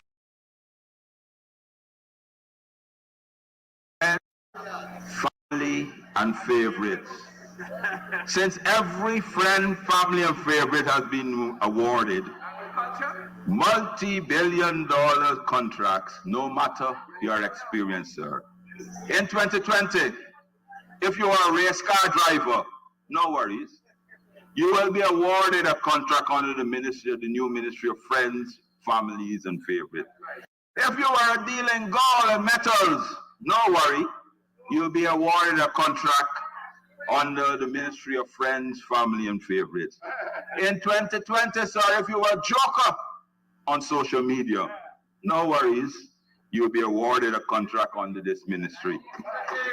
In 2020, promoter, or you would have been awarded, you will be awarded a contract under this ministry. If your son, daughter, wife, never built a road before, no worries, you'll be awarded a contract under the Ministry of Public Infrastructure.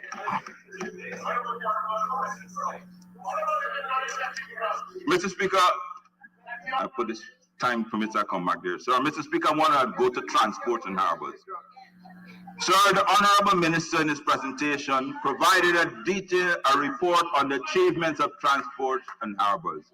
He indicated that all their liabilities have been cleared. On behalf of the staff of the Transport and Harbors, I'd like to commend the government for their actions. However, what the minister did not say, sir, is that the PPP are clearing up the mess that they created, sir. And here are the liabilities of Transport and Harbors, sir. At the end of 2012, sir, 188.7 million, that's the liabilities deficit. At the end of 2013, this here, sir, you'll have a copy of it if you want it. At the end of 2013, sir, $296.3 million. That's what it includes. So at the end of 2014, $258.6 million in deficit, sir. At the end of 2015, it was in the whole, sir, you don't worry, $195.4 billion, sir, in the red. Sir, at the end of 2015, sir, at the end of 2015, it's all here. Transport and Harbors, sir, Transport and Harbors own NIS, $31.6 billion. And GRA, sir, $78.5 million. Sir, but it doesn't end there, sir. The coalition government took measures to reduce that, sir. At the end, sir, and I move on. So at the end of 2019, the arrears was only $80 million. Sir, the $390 million that the honorable member, sir, paid off was all down to his incompetence, all down to his mismanagement, sir.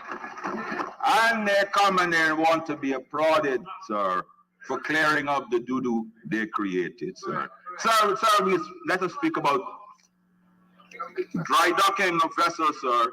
And he made a thing, sir, under the coalition, MV Barima, Kimbia, Sandaka, Koala, Sabanto, Maruka, Lady Lord Court, Malali, MV Paraki were all dry docked and renovated. Sir, we even took out the MV Kimbia, which was languishing for 3 years before we got there, sir, and put it back into operation. Sir, that sir is the records. Sir, going on, sir, the speaker went on to talk about the Linden to Mabura Road, sir, and we're pleased for the 116 persons, he said, sir, that have been employed. We are pleased. Sir, but the employment has absolutely nothing to do with the PPP, sir.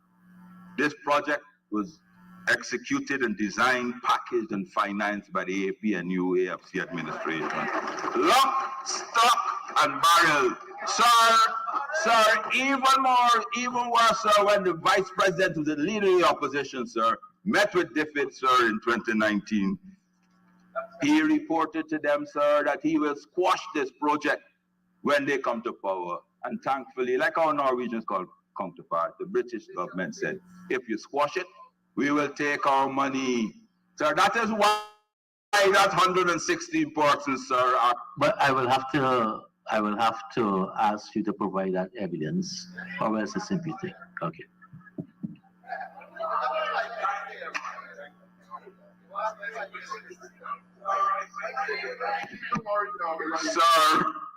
Sir, I love the rap to continue me. Normally I get lots of heckles. Sir, the Wismond, the Kubukari Bridge.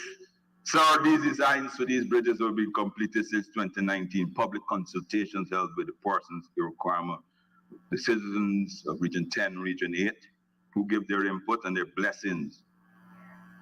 Sir, it hasn't started yet. Sir, even more, sir, the Honorable Minister, sir, was proud to announce that the PPP are building new offices to house 6,000 foreign workers away from the city to ease the congestion. What he did not say, sir. Nowhere in the PPP manifesto, nowhere in any document ever produced or can be produced, sir, prior to now, that this project was ever there. Sir, where they got this project from, sir?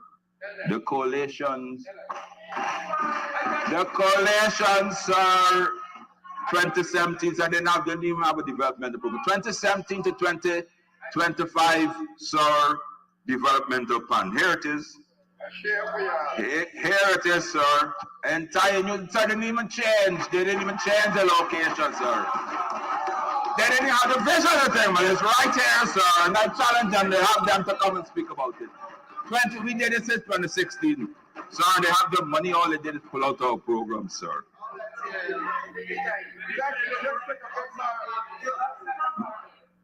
Mr. Speaker, time is going, sir. I move on to energy quickly. Sir, the coalition presented a comprehensive energy diversification blueprint, sir. We left that in place, sir. The PPP has seriously been following this plan and, sir, trying to take credit. Except, sir, the remodel gas to shore project, every single one of the energy projects has been conceptualized, designed, packaged with funding by the APNUAFC administration. Sir, the 1.5 hydro facility at Kumu and the 700 kilowatts rehabilitation of the Mokomoko, mentioned in the budget, fully conceptualized, designed, funded, secured, sir, by the APNU. Sir, the 1.5 solar farm in Bartica, the 0.75 farm in Wakenham, the started solar farms in Lethem, Madia, Linden, as well as the solar at Mabaroom, as well as solar panels for the internet community. All, sir, all were fully conceptualized, designed, including funding, sir, by the coalition. Sir, the truth is, sir, and it's all here, the truth is, the PPP are visionless. They have no useful or progressive ideas. Sir, but like parasites, sir, they exist and they extract from others, other people's visions and energies, sir. Sir, the coalition administration, sir, owner, what's the word? Owner. The coalition administration included, sir, I must admit, a gas to shore project in our energy expansion and diversification project blueprint. Our proposal was to construct a 20 megawatt natural gas powered plant connected with the SPSO, sir, with a 12-inch diameter pipe, also including an LPG plant. All, sir, all of this for the total cost of $700 million, sir. Our proposal included every single aspect of the PPP's Wales Gas to Shore project, but at 25% of the cost. Honorable member, you will need an extension to conclude. Thank you. Thank you, Comrade Speaker. Comrade Speaker, I do move that the honorable member be given 5 minutes to conclude. Thank you, Honorable Chief Whip. Honorable member, you may continue to conclude.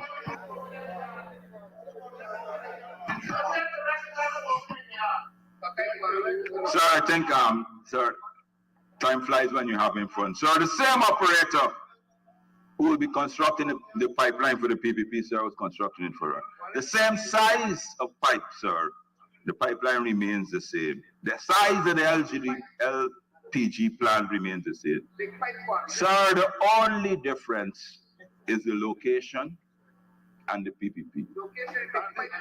These two factors combined, sir, has added an additional $2 billion and counting to this project, sir. Sir, in similar fashion to the Myla Falls, sir, the PPP has announced when completed, sir, that the reason why I went through it is to let the people know what they announced, facts versus reality. And they have announced that the project will produce power at 20 cents, or 5 US cents when completed, sir. Sir, but they've excluded, sir, to mention certain costs, land acquisition costs, sir. They didn't put that on the music. They only, as always, they only use half the equation, sir. GPL, sir, I just told you the capex for GPL for a Myla Falls, 134 million US dollars. So they haven't included that in the computations. Sir, they haven't included the cost for redundancy, sir.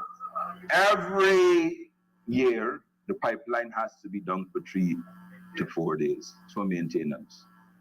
Sir, the country has to keep powered, sir. How will this power, how will the country be powered, sir? Sir, you have to include the redundancy cost, but they didn't show that in the competition. So just like a Myla when it said 10 US cents, that's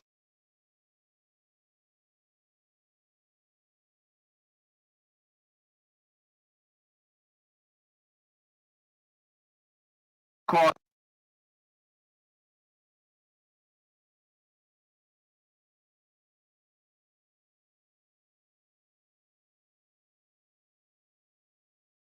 Transmission lines across, how are you going to get it across the Demerara River, sir? They haven't, no one has mentioned that, sir. Oil spill plans, waste management plans, gas leaks, gas dispersal, yes, sir. Before me, sir, with me, sir. And, sir, of concern, sir, I love the silence. And I appreciate, sir, the adoration. So of concern to us in the opposition is that the announcement that Guyana is expected to receive 17 lifts in 2023. Sir, in 2018, the government of the ExxonMobil, sir, presented to the government of Guyana the cash flow analysis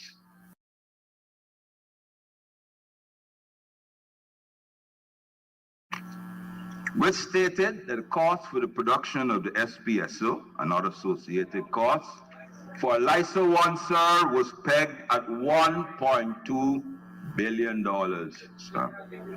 And after this cost would have been recovered, Guyana's share of the profit oil would be 50-50.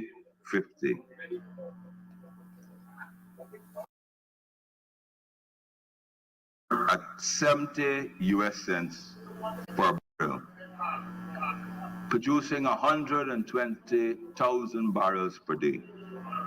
Sir, they have now increased that by 20,000 barrels a day, sir, without even telling anyone. Sir, so they're producing 140,000 barrels a day, sir. The average price of a barrel of oil, which is 60% increase, average price now between 2020. Sir, as I should mention in this projection, which you will get, sir, so don't need to act. Sir, the full payback, sir, right here. Sir, they're producing a 16% more, sir, which obviously at a higher baseline that they were projected.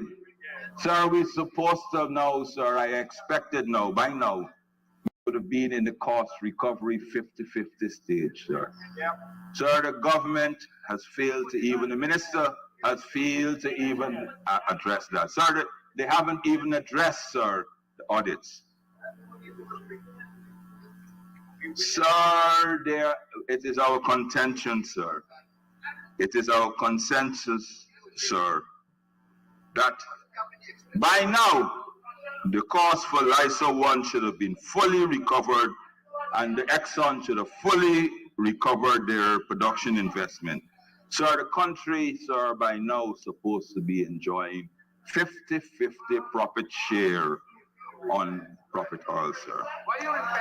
Sir, if this is not the case as it is now, sir, the government should inform the House on the status of oil recovery and cost oil for LISA 1?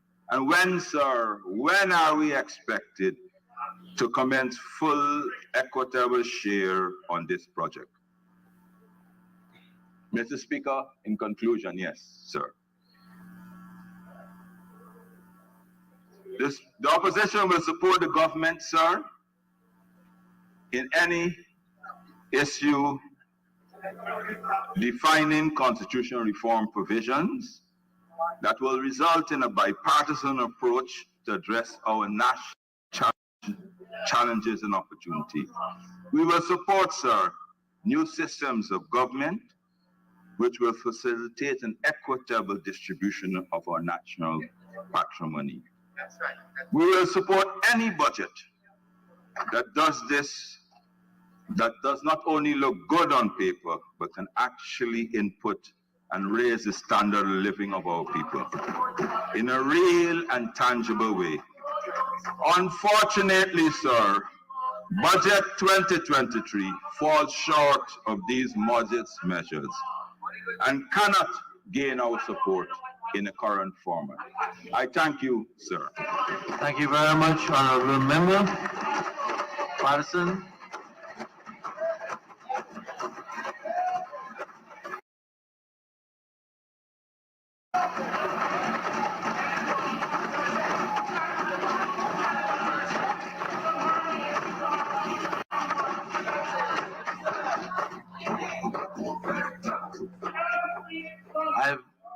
I've had a request to have the Honorable Minister of Home Affairs.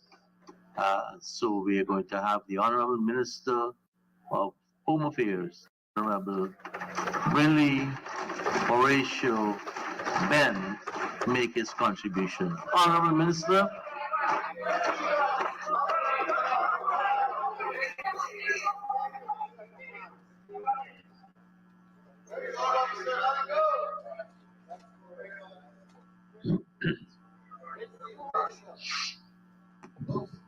Thank you, Mr. Speaker and honorable members. Mr. Speaker, I want to first off congratulate the Honorable Minister Ashley Singh, Minister of Finance, who has again exceeded all expectations,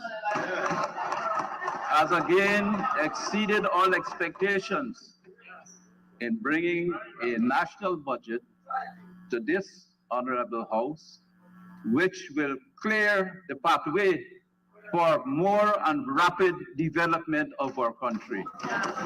Exceeded himself, and I want to thank his staff and all the other persons in the ministries, including mine, who have facilitated this budget and its presentation. Mr. Speaker, again, as was the last time, it is exceedingly disappointing to come to hear the presentations from the AP and UAFC opposition in respect of this national budget. Guyana is at perhaps again one of its most propitious moments in its development. Its most propitious moments in its development.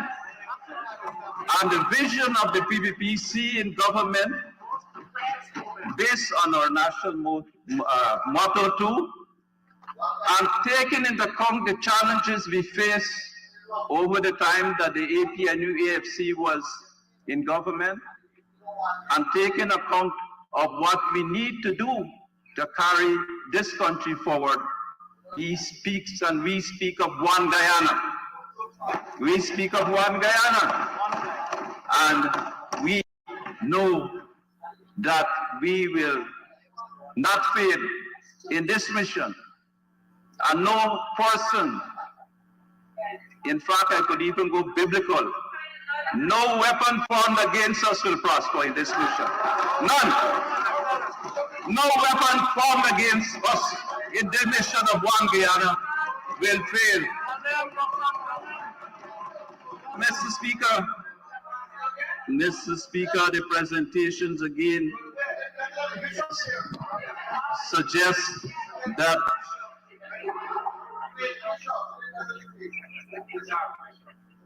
I don't want to say that perhaps the AP and UAFC have again lost their minds. I don't want to suggest so much so that we're getting responses from people who are suffering from schizophrenia, paranoia, jealousy. This is what their presentations have been about. And I say again that these presentations from the AP and UAFC are disgraceful. Disgraceful presentations on the floor of this honorable house. But again, it is their standard mode of operation.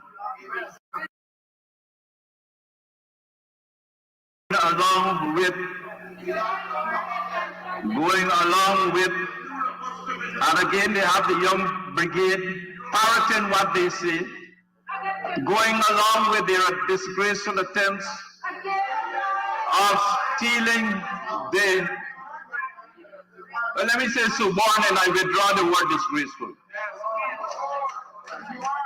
undermining our democracy, attempting to do things which a former prime minister of a country, of another country, spoke of a sanctimonious gangster,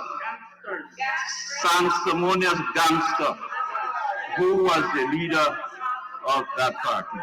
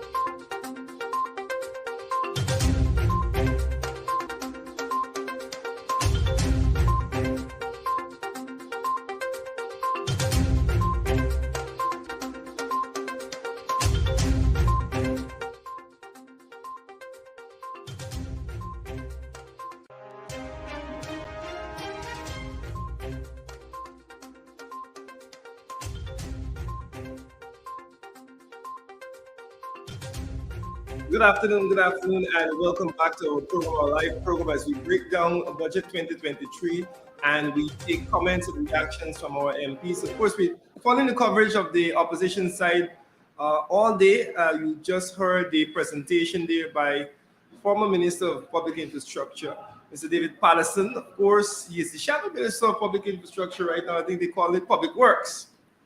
But you're not missing anything. I think Mr. Ben is on the floor. We'll go back to him in a bit. But of course, we want to get a chance for you to hear some reactions or some thoughts from Mr. Paterson, who's joining us right now. David Paterson, thank you very much for being a part of the show. My pleasure to be here. You know what I mean? Yes. It's been a, well, what can I say? I mean, we are discussing a budget which has no groundings in reality. It's just some set of numbers cobbled together, has no vision, has no plot, has nothing of substance for the ordinary man and in the streets.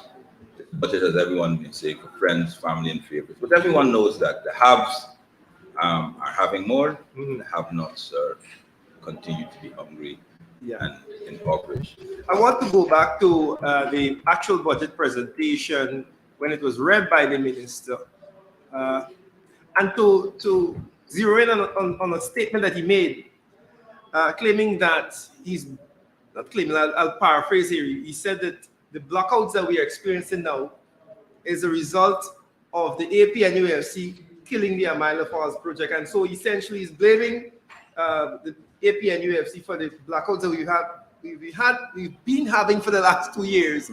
I want your take on that. I know you spoke on the Amaila in your presentation. Well, I mean, I've been hearing this for the last 4 budgets. You've been hearing it that was their flagship project, and I thought it was time that we addressed it fully.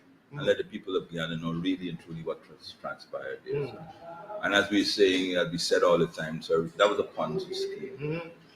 When we got the numbers, which I revealed today, the project would have been ending up costing the tariffs would have been 30 US cents, not the 10 cents that they started out when they added in all the hidden costs, all the issues which they never revealed until we got into government in 2015.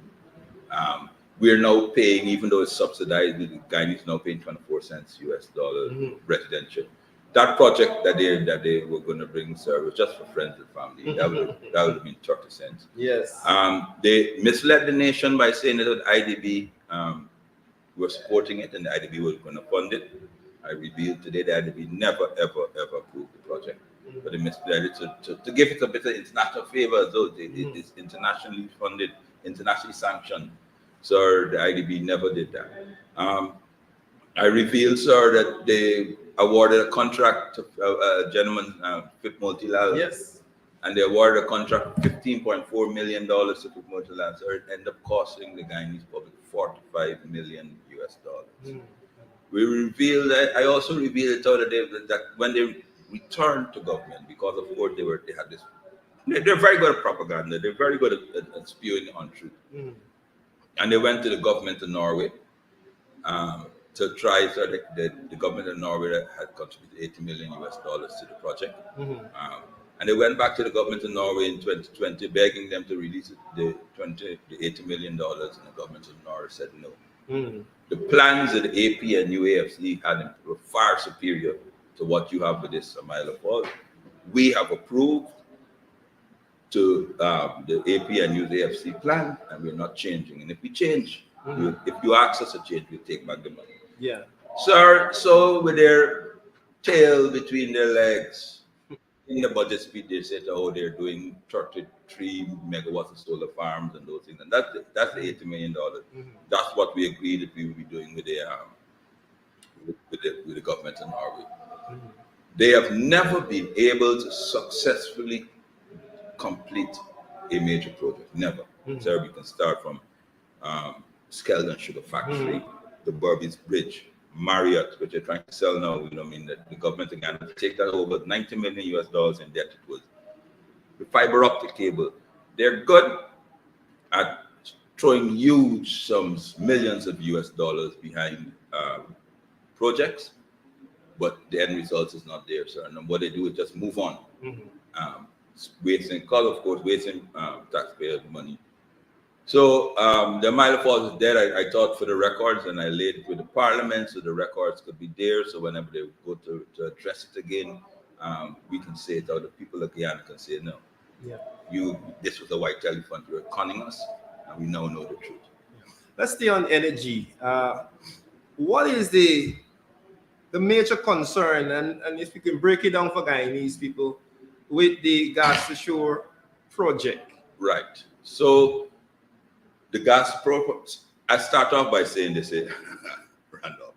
Every single project that they have in the 2023 budget was conceptualized, designed, packaged, financed. So we went to international and got finance.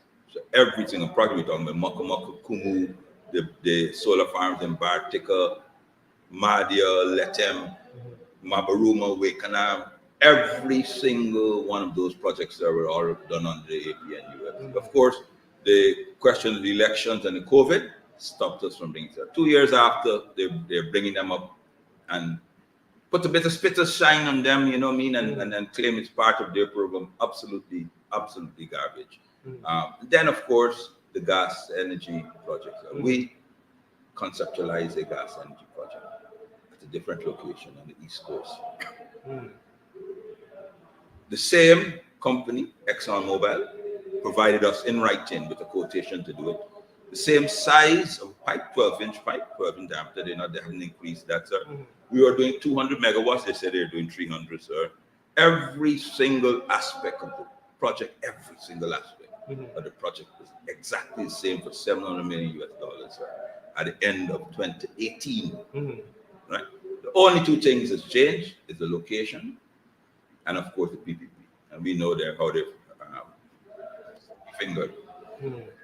And they have added $2 billion onto the project, just from moving from Woodlands on the East Coast to Wales.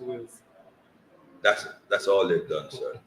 And $2 billion, and they haven't even told the Guyanese public. And they're saying it's just like Milo Falls when they started. They told everybody that Milo Falls would produce at 10 cents US. It ended up at 30 cents US when the numbers go. Just like that, they're doing the same thing now. And they're saying now that this will be 5 cents US. Of course not. It wouldn't be, sir. They haven't added in the cost for acquiring the lands, or they're moving hundreds of persons to put this. They haven't added in the cost for GPL. So you have to get the power from Wales over to Georgetown, over to Sophia Center. They haven't even, and for Milo Falls, that cost was $135 million US. Price more for Wales. They haven't told us how they're going to get the power over the Demerara River. They haven't said a word. I mean, the last time they tried getting power over the Demerara River was the Freedom Hoops, and that cable every year is shipped. Damages the cable, the submarine cable. They haven't added in, so they hear how ill-conceived is the project. They're saying that when this project comes in for 300 megawatts, it will power the entire Demerara Berbice grid, 300 megawatts. But the pipeline and Exxon has told us 3 to 4 days a year. You have to take the pipeline down for maintenance, scrub it, clean it, check it for things. How is a country going to be powered in 3 to 4 years? This plant is not working. 3 to 4 days. 3 to 4 days, the plant is not working. Obviously, we have to put in extra power to make it. They haven't even added in those costs and tell people. If not, we'll be 3 to 4 days, the entire country without power. You have to buy extra engines. All of that adds to the cost of the project. You have to buy extra engines as standby. Just like how you have your house, when GPL goes down, like it goes down every day. Yes. You put on your standby generator. But for the 3 to 4 days when this gas plant is down, the country has to keep going. So that's an added cost. They don't tell the people all this. It's another Ponzi scheme, and they're just going ahead. And of course, unfortunately, just like a Milo Falls, our private sector buys in to these myths, and they help sell it. Yeah, and they help. I mean, because it's in their interest.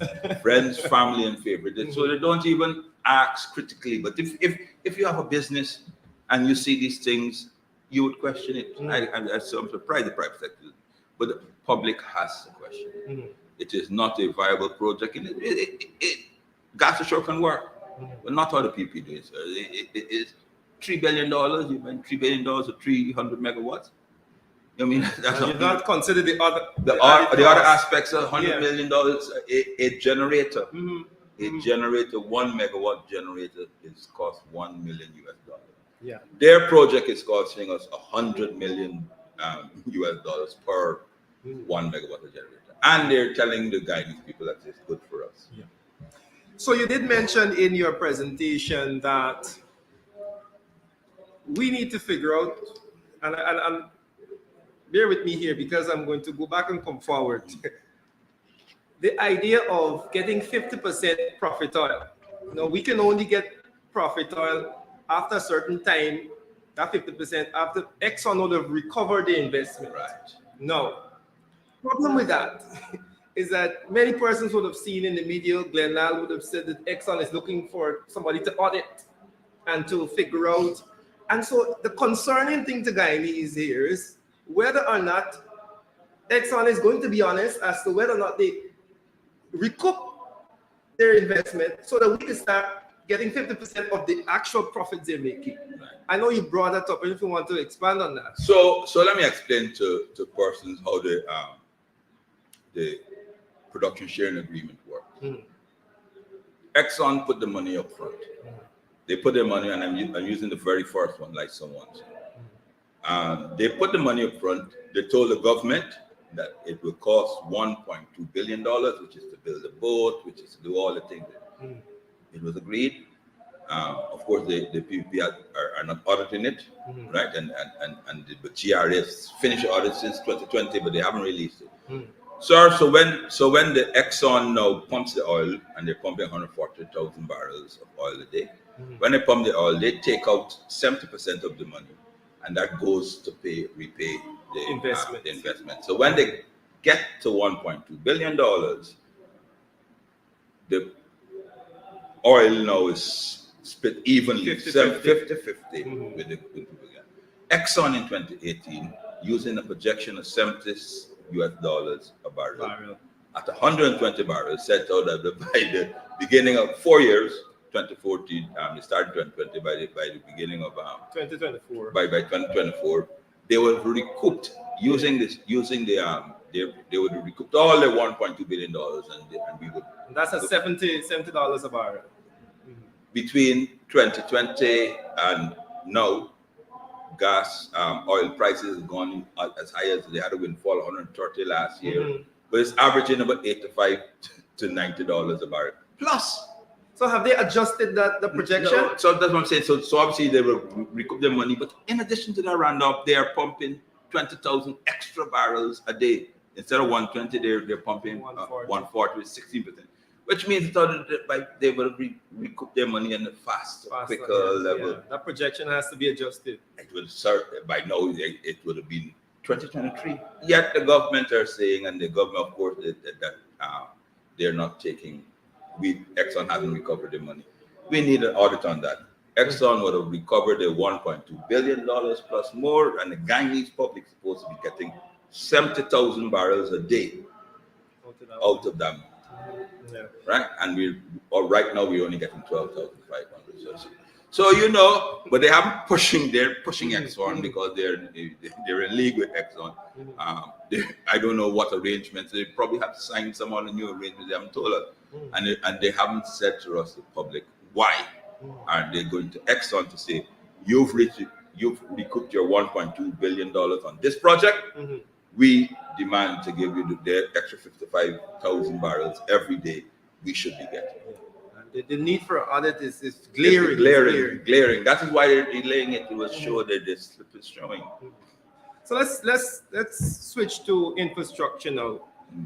We know that this budget is heavy on infrastructure, and there've been talks about why it is that the PPP are pushing this and those because ripe for corruption, and we have seen, the public has seen through the social media, 2 days after a road bill, 2 weeks after a road bill, breaking and cracking. How are we dealing with accountability in terms of these contracts that are going out? And how is it that the Guyanese people can consider they're getting value for these billions of dollars? Well, here, the Minister, Gwaneja was laughing and mockingly saying to us that in our 5 years, we only spent $8.5 billion worth of roads. And in his 2 years, tenure, he has $45 billion. And obviously, everybody would think that if you have spent $45 billion, you would have been doing 5 times more. And I was able to show we were able to show that in, say, for urban, and when I say urban, these are streets in Georgetown, then in the 10 townships. In total, for this $45 billion, they only did 28 kilometers of roadways. We, with our $8.5 billion, we did 48. Double what they are, better quality. And people have to start wondering, and I was able to explain to them that the coalition was able to build a kilometer road at $42 million per kilometer. The PPP are paying $94 million a kilometer. People have to start questioning and wondering where that where that extra $50 million per kilometer. Same roads, same materials, same staff, as he said so, but different contractors. Different government, friends, family. People are getting tremendously rich for producing half-baked, half-quality work on the go. So I was able to show them that numbers don't lie. So when they come and they tell you how much billions they got, you must ask them what they're actually doing with it. He mentioned that the Special Projects Unit did 410 kilometers worth of maintenance work in 2021. In 2017, the same special project unit under my ministry did 450 more for fifth of the thing, and it's there, it's all there. So, so you have to wonder, and people have to start looking at the corruption and the contracts that they're giving out to each and every friends and family. I mean, I mentioned the people who are race car drivers in 2020 are building are building roads. So there's a guy who's a joker on social media, you know what I mean? See me as a joker. He's building roads. He's building roads. Any and everybody, long to your friends and family. That is what I want to come to, because it is concerning to Guyanese people. I know many persons would have seen the breakdown that was done by Nigel Hughes on these contracts. And we're not even going to get into the issue of the ethnicity of the people who are getting the contract. But the fact that he should have won these contracts at $1.something billion going to a company that had no experience in building roads, and they had about 14 other people who bid for that project, and their bids were lower. And so, you know, where does the National Tender Board and all these things come in? How do we keep them accountable? Well, in truth, I must say, Randolph, I work with Nigel, that I provided him the numbers on the roads and those things like that. Sir, let me tell you, people that never ever built a road were getting $1.2 billion. Companies that were blacklisted, blacklisted for fraudulent, and not by the government of Guyana, by the IDB, blacklisted for fraudulent practices, got 1.2 billion. People that, sir, there's one company, the AJM Enterprise. They had a big opening. They now formed the company in the newspapers. 2021. They got $2 billion worth of roads. No experience whatsoever. Friends, family, and people. And they exclude contractors that have been bidding for work for the last 5-10 years purely because they are perceived not to be, or they're not a friend, family, or favorite. And that's what's happening. They're billions and billions of dollars. And don't even be scared to talk about the ethnicity, right? Because if we don't speak about these things publicly, and we keep skirting around the topic, we will never fully address it.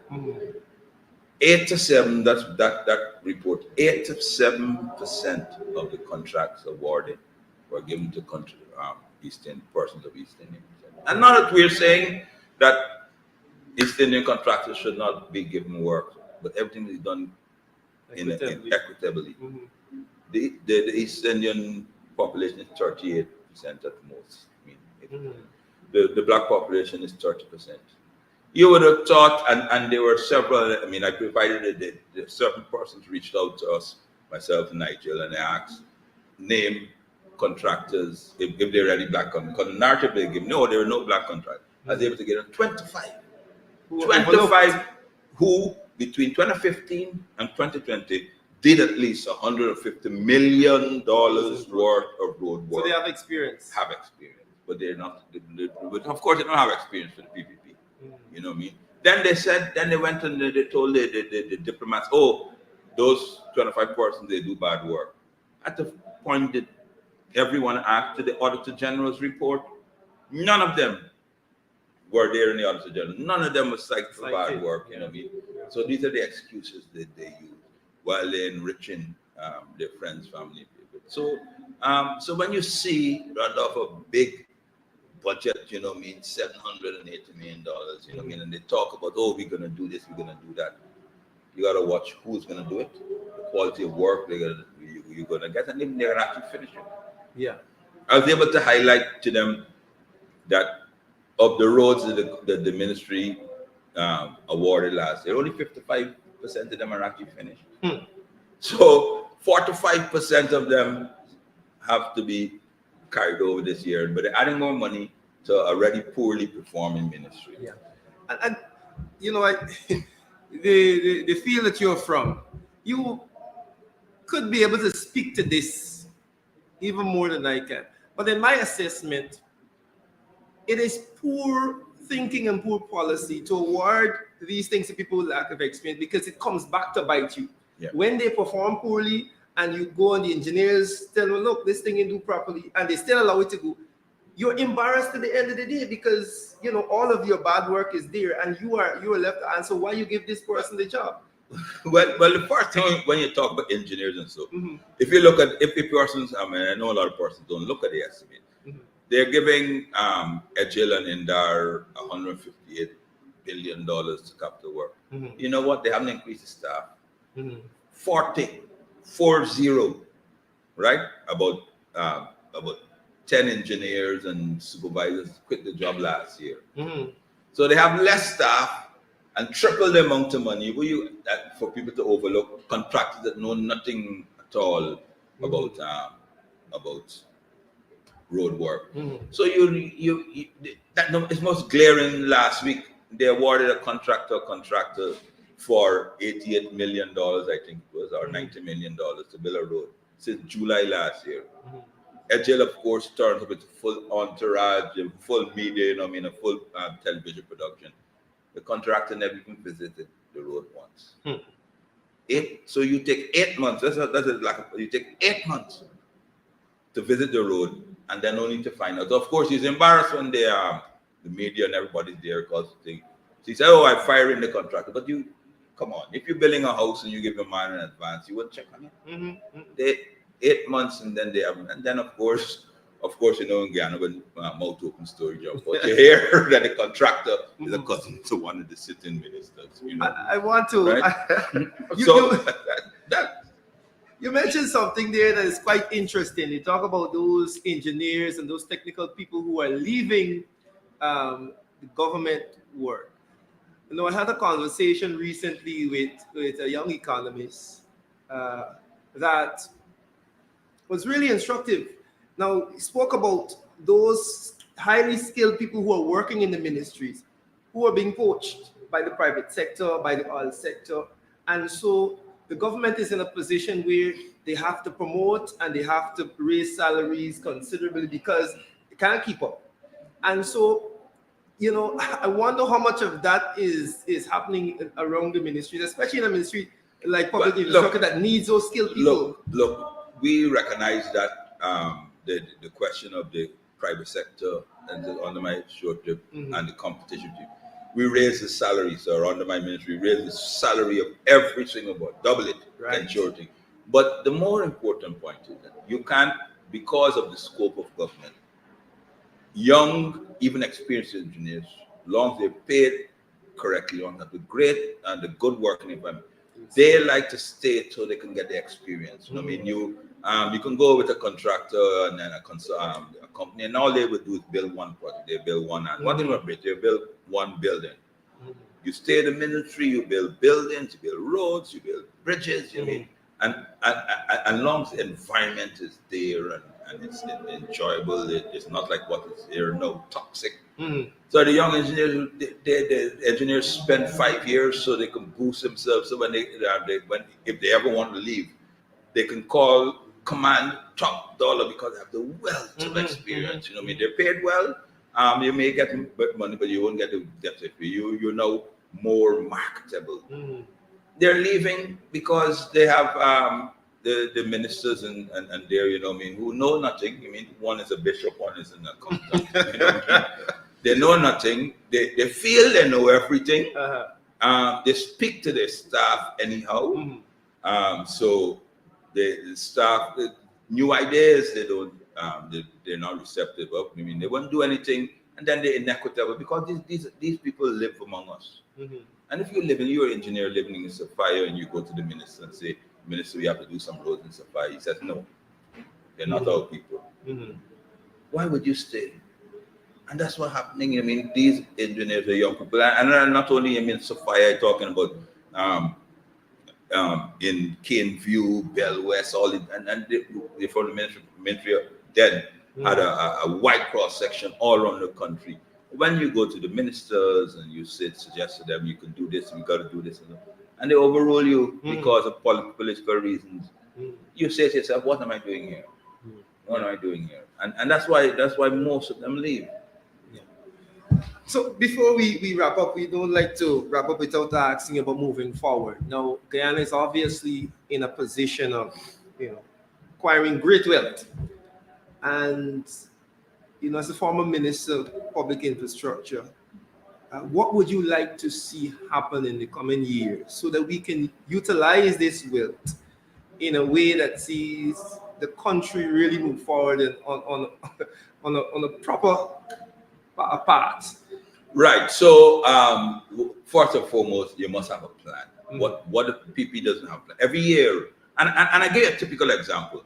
In 2022's budget speech, I mean, everybody speaks. The minister spoke for 5 hours last year, the Ejil, Indar, and there was nowhere in the budget, nowhere in the speech. That's how they work about doing Cemetery Road, moving people off of Pontchartrain Dam. But then when they look at them and say, oh, we have so much money, and yes, there is nowhere in that budget that they're going to do the road, Dennis Street, conversation to Dennis Street. Nowhere, no mention, no nothing at all. But when they realize how they can't spend the money, so yeah, what we can do? Somebody drive. So why you don't do this? No plan. And then persons that will soon realize how they fall in it. You drive down from Conversation Tree and you end up at Dennis Street. You can't go anywhere. You got to turn and end up back on Sheriff Street. You know what I mean? But if you had a plan, you would have been carrying a road to take off the traffic, but you can't take off traffic. All it's doing is just creating a bottleneck at Dennis and Sheriff Street, or running through the Sophia area and those things. It's a tiny street. But that's how they operate, because they have money, they don't know how to spend it, they haven't planned, they have no forward planning, no thinking. They have to know they have to spend money, give to their people, so that's what they do. So without a plan, holistic plan of how you're going to do it, sir. All this is just throwing good money after bad projects. It's all just enrich their people.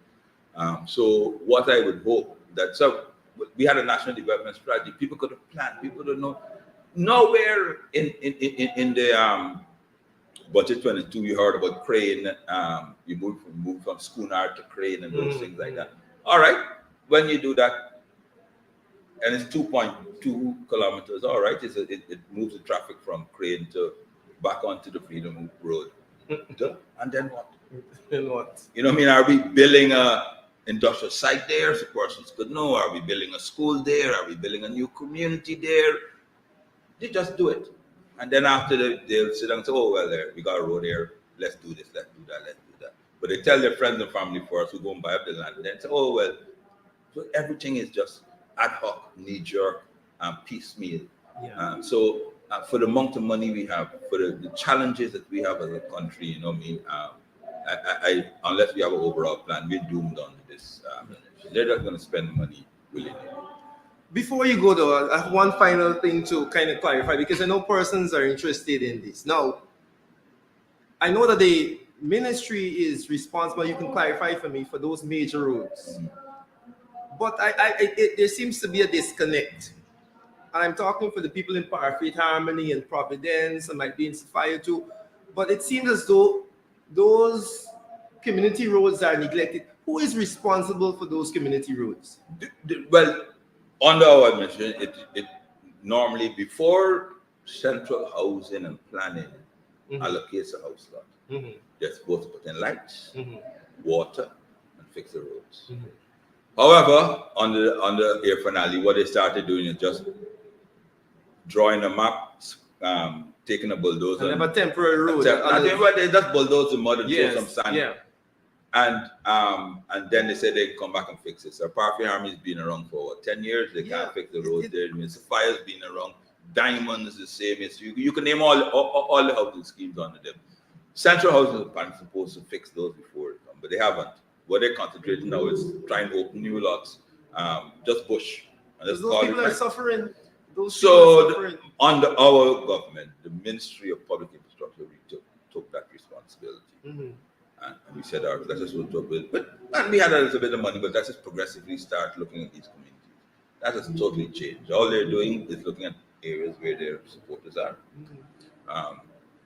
Clear example, in Georgetown, you know, I mean, they just patch roads. We never patched roads as a policy of our we did the entire Princess Street, Lombard Street, Dennis, Duncan Street. We did the entire road because, of course, if one part of the road is 20 years old, the other part, even if a patch is old, the other part will go shortly after.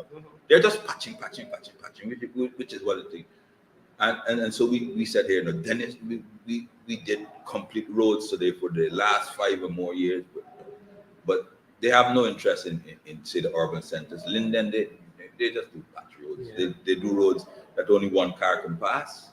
And they said, oh yeah, that's all we can afford. That is in this oil economy. In this oil economy, with $154 billion, they're doing, you know, what I mean, there's a pathways. Yeah. But that's what they want to pull the wool over the people's eye and just try to get them with propaganda. But of course, Guyanese are smart and resilient people. They can see past the lies and they can see past the propaganda, and they know that they're not getting value from it. Yeah.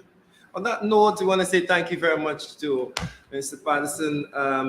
Very informative. I'm sure you would have picked up a few things there. I'm allowing you to head back to the house and, you know, enjoy the rest of your day. Thank you. Right, folks, we are going to continue our presentation. We break down. We want to say thank you very much to MP Patterson for breaking down, giving reaction to Budget 2023, and also giving you an opportunity to understand some of the more detailed technical things as it relates to public infrastructure, it relates to energy, as it relates to oil, and I am sure that you got some good information there. Now we're going to, of course, I think we're going to, the house is going to break for a bit of lunch. Let's take a live look at what's happening on the floor.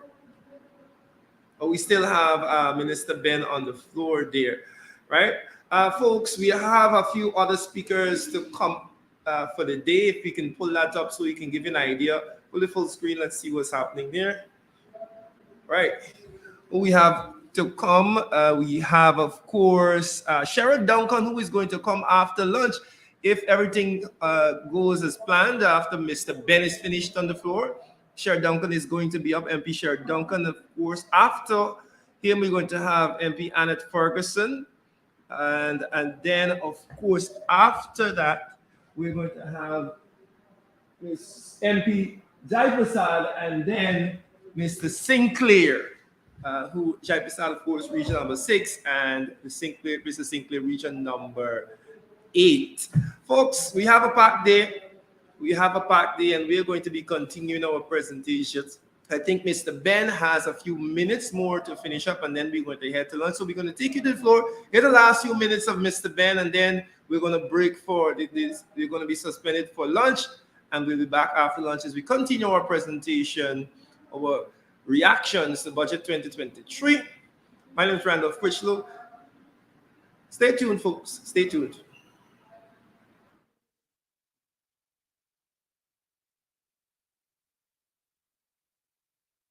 Wikipedia and see what apartheid means. And I am amazed that in this day and age, that people who have the benefit of Google and who could get instantaneous information will stand up on the floor of this house and say that Guyana is an apartheid state. It's an insult to the memory of the people who fought, an insult to Mandela, insult to all of those who fought in Southern Africa for the freedom of those countries, an insult to the memory of our Guyanese who supported the position to allow those troops to go. And some Guyanese even went there and a few died. Insult to their memory. So, Mr. Speaker, if the members on the other side want to know how the battles for the liberation of Southern Africa, the release of Mandela, or the Battle of Cuito Caravali was won, they must Google it. I thank you, Mr. Speaker.